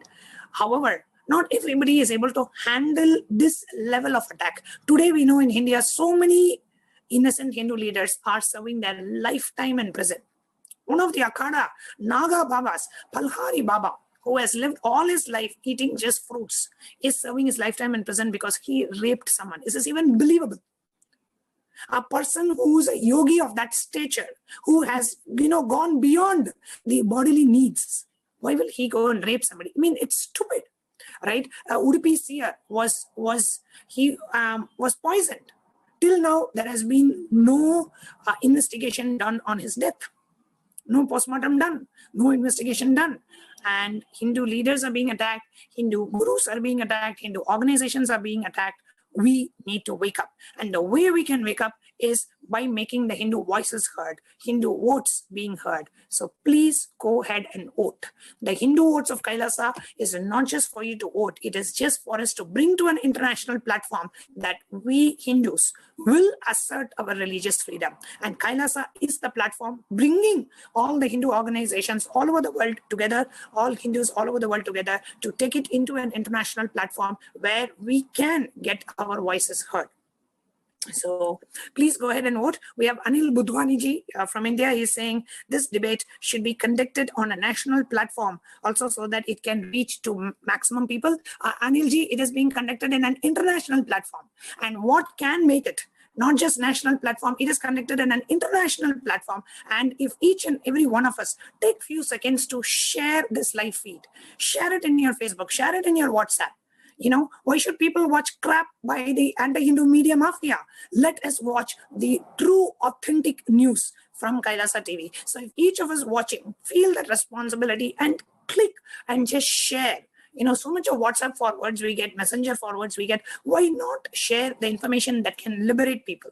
And this is the TV which liberates, enlightens, empowers people. So take a moment to share this live feed, because Swamiji is going to come live shortly. Let nobody miss the live darshan of the Supreme Pontiff of Hinduism. So if you are watching this, please click share below, whether it is on YouTube, Twitter, Facebook, Instagram. Just click share and share it with your friends. Thank you so much, Anilji. Yes, we definitely need an international platform. Madhu Srivatsa from Bangalore saying this is an awesome Vakyartha Sadhas. Thank you so much, Ma. It is support of the followers of His Divine Holiness like you, which is keeping the whole thing going. Kailasa is by the Tyaga of the followers. So each and every one of us putting in whatever we can to keep this Dharma Chakra alive. Thank you so much, Madhuma, for coming and sharing and encouraging us. Shaktivel, we have Lingamutturaj, all of them supporting Hindu voices and Hindu votes are sacred. It should be all over the world. The whole world should be Hinduism. Again, we have many more comments coming in. I'll read one more comment from Ma Dharmadara. She's saying, I'm a practicing Hindu by birth from Guyana, South America. Only when I became initiated by Swamiji and following Swamiji's teaching and guidance, I am feeling whole. Absolutely. We feel alive because Swamiji is reviving the true, authentic Hinduism. So please share this live feed now. And I want each and every one of you to cast your Hindu vote. Okay, so the Hindu vote link is being projected on the screen. It's kailasa.org/Hindu voting. Sorry, kailasa.org/Hindu votes. Please take a moment to share that link virally. Share it in WhatsApp, share it in Facebook, share it in, in your messenger, share it everywhere. We want to reach 1.5 to 2 billion living and practicing Hindus. Every Hindu should vote. So let them go and cast their vote today. Yes. And Jagaurima, sorry for interrupting you. We have amazing responses from our online viewers. I just wanted to take a few minutes to acknowledge all of them. Please go ahead. Okay, actually, Ma, when Ma Chitrabhanu was talking about Gurukuls should be allowed for free. Yeah, I was just thinking about this, and coming to think of it, actually, the government is actually funding the minority schools, but not the Gurukuls.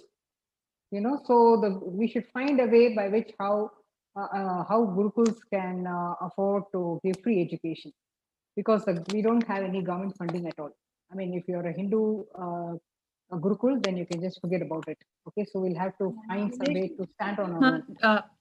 Chitrabhanu would like to point that the online Gurukul is free, Ma.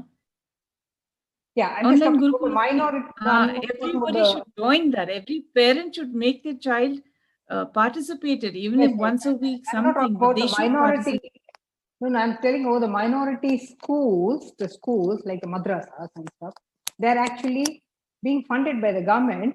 Whereas when you start a Gurukul, a physical Gurukul like Swamiji starts a Gurukul, then that's not, I mean, it's not funded by the government.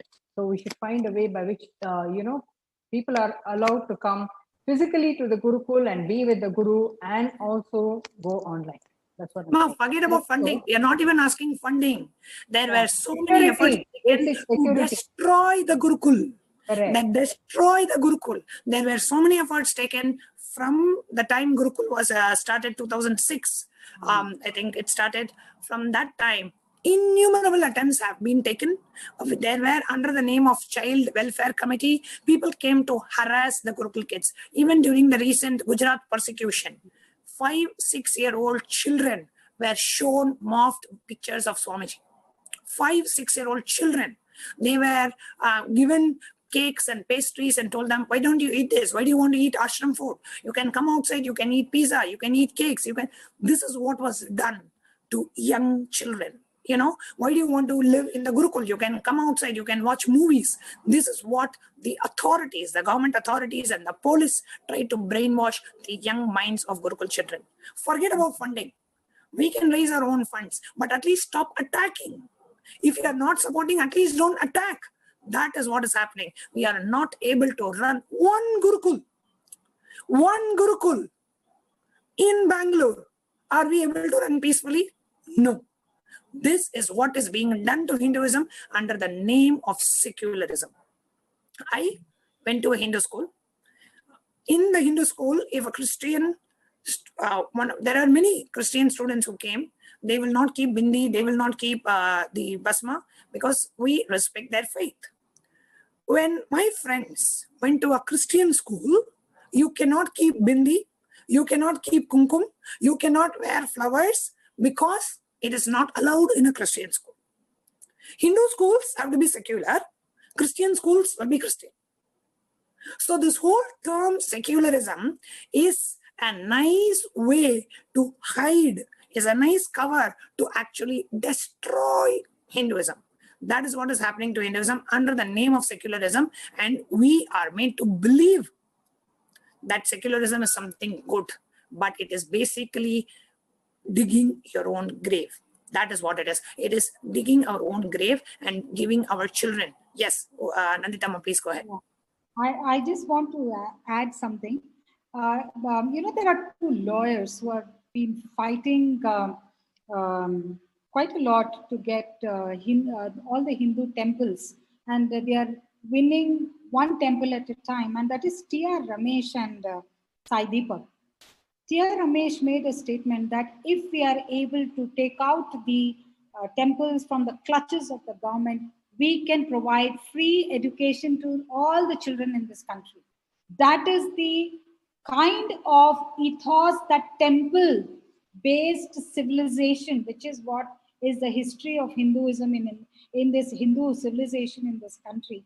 Temple-based civilization, this is what it was. Free education, right from childhood into the university. In addition, I just want to add this, bring to the notice of people, if people can read the Dharampal reports, because that report will tell you by what the British did to us in terms of getting rid of the Gurukul system, getting rid of our universities, getting rid of our traditional mode of agriculture, getting rid of our gaushalas, all this, what it is destroyed. Look at it, and that one report, which is a massive report, will tell you the richness of what existed despite 1,000 odd years of persecution by other invaders who ruled this country. Despite that, why was this country still very, very rich? Giving something like 27 to 28% of the GDP till the Britishers came in. It is the British who realized as to what really was the backbone of this country and destroyed that. So if you read that, read that Dharampal report and back it up by reading Shafali Vaidya's book, not Shafali Vaidya, there is Sahana Singh's book on the educational heritage of India, we will realize we really don't need anything. It is really, we have to stand up for ourselves, because we can bring all this back. But if only we stand up very proudly for that heritage. The moment I mention the word Gurukul education, you must see the kind of expressions I see on people's face. It's like as if they are listening to the most downgraded thing on earth. They don't realize it's probably it's going to take us to the highest levels of our intelligence. But nobody wants to listen to it. So unless and until we feel a pride in that, and we talk about it to people, it's, only then can we make relevant Nithyananda Gurukul. And unless and until we do that, it is, people will not, come to it. Absolutely, Ma. And we have had, in the Nithyananda TV, Kailasa TV, we do share, various programs conducted by our Nithyananda Gurukul Balasans. Now, in every channel, there's Indian Idol and American Idol and all these dance shows and music shows are going on. Does any one TV want to show the power manifestation? The Balasans reading through the third eye. They show a lot of possibilities, but they don't show powers. There is a big difference between possibilities and powers. Possibility means, let's say if I can walk 1 mile an hour, if I can walk 100 miles an hour, it's a possibility. But right now, if I can walk, but I can fly, it's a power, right? So there is a big difference between possibilities and powers. What all the media channels are showing are just possibilities. Somebody who can dance well, somebody who can sing well. But what we The Nithyananda Gurukul Balasans are demonstrating your power, something which nobody else can do. Just through initiation can be done. But the media channels are not ready to show because they promote Hinduism. So it is not just by reviving Gurukul we can revive Hinduism, because we don't have a channel to reach it out to the world, right? So we need a complete mass media communication. We need a government. We need laws. We need land. So the whole ecosystem has to be revived for Hinduism to be revived. So we Hindus need to understand that. And that is why Kailasa is so important. The nation Kailasa is so important if we want Hinduism to be alive. Just by building temples, just by sending your kids to, some weekend schools, you cannot protect and revive Hinduism. You need Kailasa to be alive. We need Hinduism to be alive. So for that, you need to revive Kailasa. You need to revive the whole enlightenment ecosystem. So yes, thank you so much. Wonderful participation. I really request every one of you, we have maybe just a few more minutes before the live satsang starts. Today we have live satsang of Swamiji. So please do share and invite everyone to vote. It's kailasa.org/Hindu votes. Please go ahead and share this link. We want to let the world know Hindu votes are secret. So please do share and invite people to vote before the live satsang starts. Yes, who would like to go ahead and share your comments on it? We have Sheila Gucci. Sheila Gucci ma, so nice to see you after a long time being active and sharing. She's saying the power of compassion is the highest power. Yes, that is the soft power, the power of compassion. Absolutely, ma. And we have Anna Banjak. Many people are supporting this Vakyata Sadas. It's really encouraging for us to see the support that we are getting from Hindus all over the world. And who are watching this live Vakyata Sadas, we invite you to come and share your feedback in the Facebook, in the official Facebook page of Swamiji, which is facebook.com/Paramahamsa Nithyananda.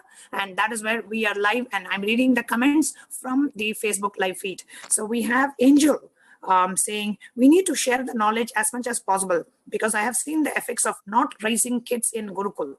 And I have not only seen, but I have felt it, and its painful patterns. We are putting our beautiful divines of the future through. Angel Vankar, I cannot agree with you more. I cannot agree with you more. Instead of repenting when they are 20, when you are not able to handle your children, when they are not able to handle their emotional ups and downs and what life is throwing at them, at that time, worrying is useless. When they are young, take the responsibility, send your kids to Gurukul. We have e-Gurukul facilities available. Sitting in their own house, they can join on the two-way video conferencing, and they can be a part of the e-Gurukul. So Angel Bankar, you are absolutely right on dot. Thank you so much for sharing. Yes, and I invite each and every one of you to please participate in the Hindu voting. The link is being provided. Please share this link with at least 5 of your friends. Let us really make the Hindu voices heard internationally. That is the only way we can protect Sanatana Hindu Dharma. Yes, who would like to go next? Chitrabarma, please go ahead. Maybe there is just a glimmer of hope in the horizon. Recently, our Prime Minister, he was performing the Bhumi Pujan for the new Parliamentary House, and he mentioned Uttara Merur. Now, many people don't know what Uttara Merur was, and I confess, nor did I. I did a little bit of reading up. Uttara Merur, Tamil Nadu, is a model of democracy. Uttara Merur is situated in Kanchipuram district, about 90 kilometers from Chennai. It has a 1,250-year history. There are 3 important temples over there, notably those of Rajaraja Chola and his son Rajendra Chola, and the Vijayanagara Emperor Krishna Deva Raya. The 3 temples have large inscription, and they all talk about a perfect system of village administration through elections. So, even a mention of this by the Prime Minister has, generated a interest of what is it, what is this, what has he mentioned about it? And over there, it is very interesting to know that the villagers had the right to recall the elected representatives if they failed in their duty. We don't have that. But those days, our Hindu system was so beautifully done democratic system, secular system, whatever you'd like to call it, that they had the right to recall the elected representatives if they failed in their duty.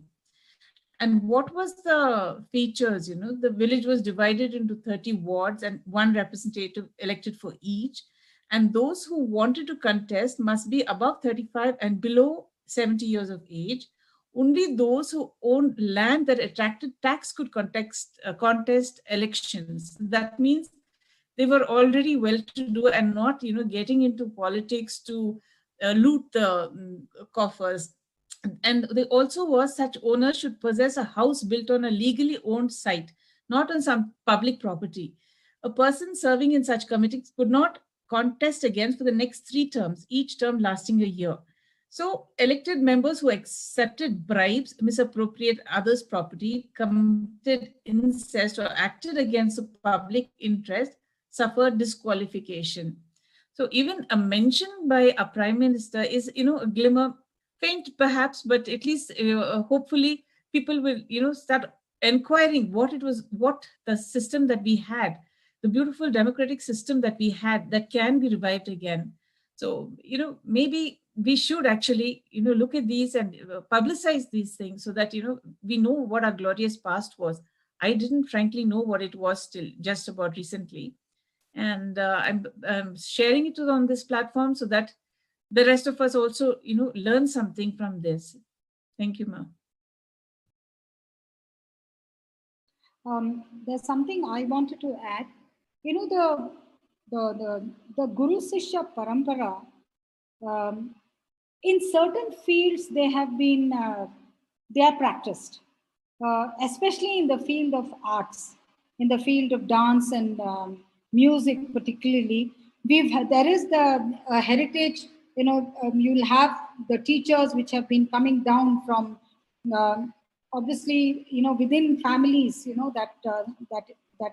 and that is something that needs to be brought back in just about, especially in the field of crafts, because we have lost. India was home to probably some of the richest and greatest crafts in the world, and we have lost, I think, most of it. Most of it is kind of not there. So there are Kalari Payattu, for example, the field of martial arts, the entire system of medicine, say for example that of the Siddha medicine, which is passed down from generations. So things which are practiced in certain kind of pockets, and if those, for example, agriculture, there are farmers in the countries in pockets spread out in the entire country who still practice very traditional modes of agriculture, and which gives very rich yield. That needs to be, be made more widespread. Water management system. All this is so much a part of our heritage. In fact, a lot of literally dead river beds and lakes have been revived, not by applying any kind of modern systems. They have been revived by applying traditional, learning very old water management systems that have been used by Hindu kings in the way past. And in fact, the Prime Minister in one of his Man Ki Baat had actually mentioned it when there was lack of rain, I think 2 or 3 years ago. He said, come on, let's revive this. And it is being done. So there are tiny pockets of this knowledge that exists in various parts of this country. And it's a question of keeping in line with that. And we make this knowledge, we bring in this knowledge into Kailasa and into establishing the micronations and taking Swamiji's work forward. I just wanted to bring that element in.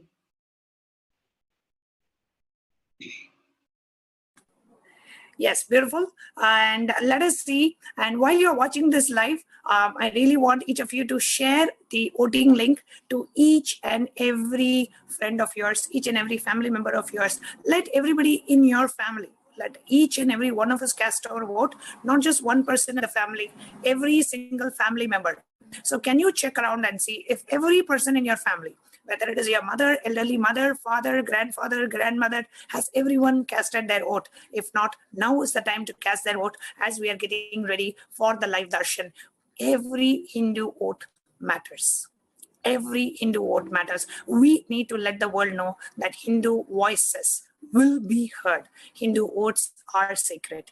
Every single bee is a conscious manifestation of Paramashiva. So let us reach out to every Hindu, and let them participate in the Hindu voting. And I really request all our viewers who are watching this. Today we have had amazing number of votes. The voting has increased drastically today, thanks to all our viewers supporting and sharing this voting link virally in all social media platforms, in Twitter, in Facebook, in Instagram, and WhatsApp. This voting link is being shared virally, and today we have had an amazing response from our viewers, just because a few of us decided to take the moment to actually share this link. So your sharing makes a huge impact. Your 30 seconds of you copy pasting this voting link in your WhatsApp groups makes a difference in reviving Sanatana Hindu Dharma. So we don't need to do something great. Just 5 minutes of sharing this live satsang link, just 5 minutes of sharing this voting link can go a long way in reviving this enlightenment ecosystem, reviving the only Hindu nation, Kailasa. And I request all our viewers who are watching us live, you can participate in this debate. You can come and comment in the Facebook live stream that we have secularism. Is it for or against Hinduism? And that is the topic that we are discussing. And we are coming very close to our live satsang time. Swamiji is going to be coming live very shortly. And we are going to be having the live darshan of the Supreme Pontiff of Hinduism as we are debating on this topic. Yes. Angel Bunker in Facebook is sharing. Thank you. I will look at the e-Gurukul. Angel Bunker, you can put in where you are from, and we will have the nearest Gurukul reach out to you also, so you can have your children participate in the Gurukul. And Bhupati Aya from Thiruvannamalai, we have a viewer who's here and who says, I would like to be a part. Thank you so much, and welcome Bhupati Aya to Kailasa. Yes, and if you want to participate, do go ahead and leave your comment there. And who would like to go next in terms of the aspects of secularism? Secularism, is it for or against Hinduism? How is secularism being practiced around the world today? How is it being looked upon in India? And is government control of Hindu organizations, is it considered secularism? Let's go ahead and continue to share about this topic. Yes, who in the panel would like to go next? Chitrabhanu would like to say government control is definitely not secularism. It is political. Completely, totally greed and politics are involved in that, because the long hands into the temple funds, the temple jewelry. I mean, temple jewelry which has been kept, in the custody goes missing. A lot of temple deities, ancient deities which has no value because they're so precious, those go missing, and they end up in some auctions around the world. The government brings back a few, but just a few. Thousands from small temples disappear regularly, and of course nothing is documented, nothing is shared, because most of the media, we know, if you just Google who are the media owners, it's very clear what's happening where Indian media is concerned. So like you said, Kailasa media is the only option that we have. And yes, we are being prosecuted mercilessly. And yes, we are still being persecuted. We must defend ourselves. But there is a fine line between defending ourselves and becoming violent, because Swamiji has said that even the simple thing as excluding people from a social group is violence. So what are we going to do now? We are not going to be violent. The only option is enriching. So I guess secularism is enriching. It is completely different from this political mongering that our politicians are doing, and we have to vote in the right people into politics. This question of a lot of people going and not voting, they come back and say, oh, I didn't vote because none of the candidates were good enough, so I didn't vote. That is pathetic stuff. So when we go, I don't know how many people actually go and vote, but we need to get the right people in the leadership realm. That's the only way, Hinduism also can somehow survive. Yes. Now, talking of enriching, I think we should first start with our children, with the youth of today. Like if you're looking at the, the colleges and the junior colleges or, secondary schools and all that, that's where you find mostly people who are waiting to kind of call these kids and tell them, hey, do you want to come to a party? And do you want to meet some friends? Do you want to have a social life? And do you want to hang out? And, all those slangs, they use that. And these kids actually fall prey to that. And they say, okay, yes, I'll come and meet you on Saturday or Sunday, whatever. And then they go to this party. And once or twice they have fun. And then it's like, okay, here is a Bible. And then you just go through it. And we'll meet over, breakfast next week or something like that. So it's kind of become a fashion now, to kind of, they kind of hold on to the children and kind of captivate the children. So I think we should start by first working on children and make them, like you said, attend Gurukul, online Gurukul, or by practicing this ourselves first. I mean, we can't teach something to our children when we ourselves are not that. So, get up in the morning and do yoga or whatever. You don't have to tell your child because, these days children are so irritable. You tell them, do this, is like you're always nagging. So instead of doing that, we can become the example of that. We get up early, we do yoga, we do this, we show how nice it is and how healthy we are. So when they look at us, they start following us, and that's the best way to enrich, by being what we want them to do. So like Swamiji's teachings are all making us so powerful. So, that those cognitions are like, you just sit for satsang and it's like, completely everything gets into you. You don't have to do much. It's like every morning there's a bell ringing and come on, just get up. That's it. It's like Swamiji is scolding and saying, get up. So just by being in that satsang or watching satsang itself, we are able to absorb so much. So I think we need to be what we want to see in our children first, and then inspire them also to sit and watch satsang with us. We can just say, come, let's have party together, and then sit together and watch satsang, and then chat, and then look at Swamiji, whatever. And that's how we should be enriching our kids. Yeah, that's what I wanted to share. If I, in terms of what is happening now as far as government control is concerned, it should be out. So if I was to look at if I were to look at it right now, I think we need to give a lot of support to the two lawyers who are currently fighting to get temples out of governmental control, because that seems to be a major.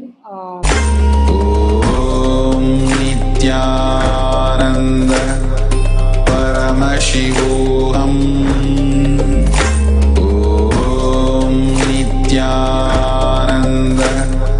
Paramashivoham. Om Nithyananda Paramashivoham. Om Nithyananda Paramashivoham. Om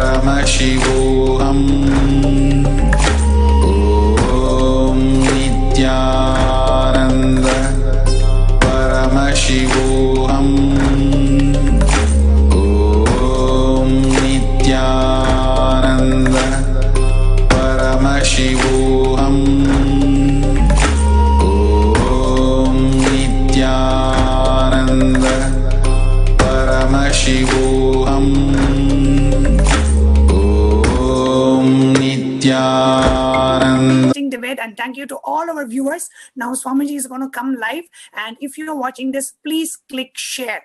Please click share and share this with all your friends. Swamiji's live satsang. Let nobody miss the darshan of the Supreme Pontiff of Hinduism, the 1008th incarnation of Paramashiva, Jagadguru Mahasannidhanam, His Divine Holiness, Bhagavan Nithyananda Paramashivam. Hope all of you enjoyed this interesting debate. We will be back every Tuesday and Friday. We have the Vakyartha Sadas. So join us next Tuesday for our live debate. Now, let's get ready to receive our beloved Swamiji. Please sit straight and close your eyes. Bring your awareness to your third eye as you chant the Mahavakya, Om Nithyananda Parameshvoham, as we get ready and eagerly wait for the darshan of our beloved Swamiji, the Supreme Pontiff of Hinduism, Jagadguru Mahasannidhanam, His Divine Holiness, Bhagavan Nithyananda Parameshwara. Thank you, Nithyananda.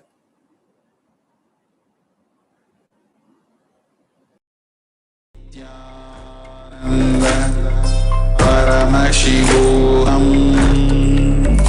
Om Nithyananda Paramashivoham. Om Nithyananda Paramashivoham. Om Nithyananda Paramashivoham. Om Nithyananda Paramashivoham. Om Nithyananda Paramashivoham. Om Nithyananda Paramashivoham. Om Nithyananda Paramashivoham. Om Nithyananda Paramashivoham. Om Nithyananda Paramashivoham. Om Nithyananda Paramashivoham. Om Nithyananda Paramashivoham. Om Nithyananda Paramashivoham. Om Nithyananda Paramashivoham. Om Nithyananda Paramashivoham. Om Nithyananda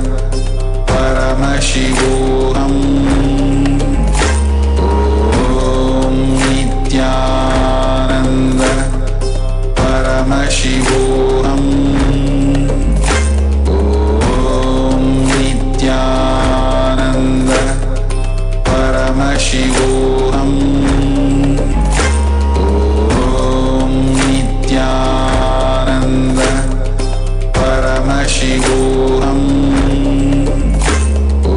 Om Nithyananda Paramashivoham. Om Nithyananda Paramashivoham. Om Nithyananda Paramashivoham. Om Nithyananda Paramashivoham. Om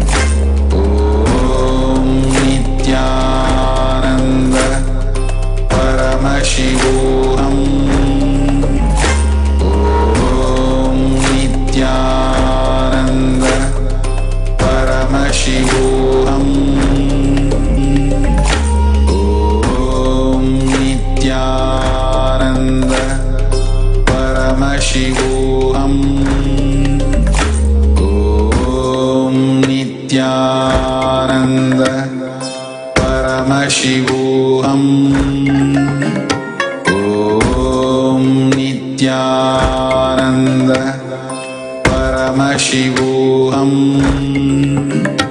ॐ नित्यानन्द परमशिवोऽहम् ॐ नित्यानन्द परमशिवोऽहम् ॐ नित्यानन्द परमशिवोऽहम् ॐ नित्यानन्द परमशिवोऽहम् ॐ नित्यानन्द परमशिवोऽहम् ॐ नित्यानन्द परमशिवोऽहम्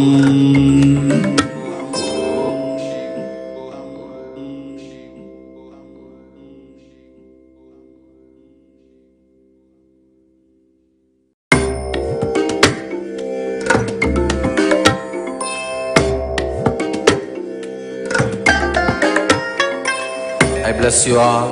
Let you all open all your three eyes and manifest the powers of Mahasadashiva. ॐ नित्यानन्द परमशिवोऽहम् ॐ नित्यानन्द परमशिवोऽहम् ॐ नित्यानन्द परमशिवोऽहम् ॐ नित्यानन्द परमशिवोऽहम् ॐ नित्यानन्द परमशिवोऽहम् ॐ नित्यानन्द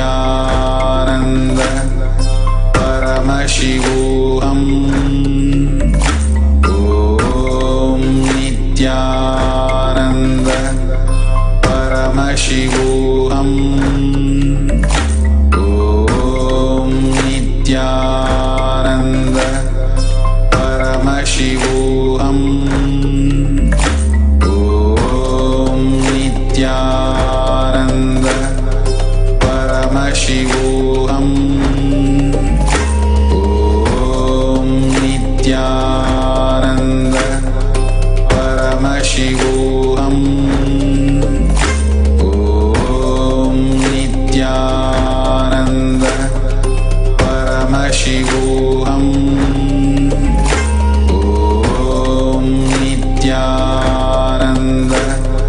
परमशिवोऽहम् ॐ नित्यानन्द परमशिवोऽहम्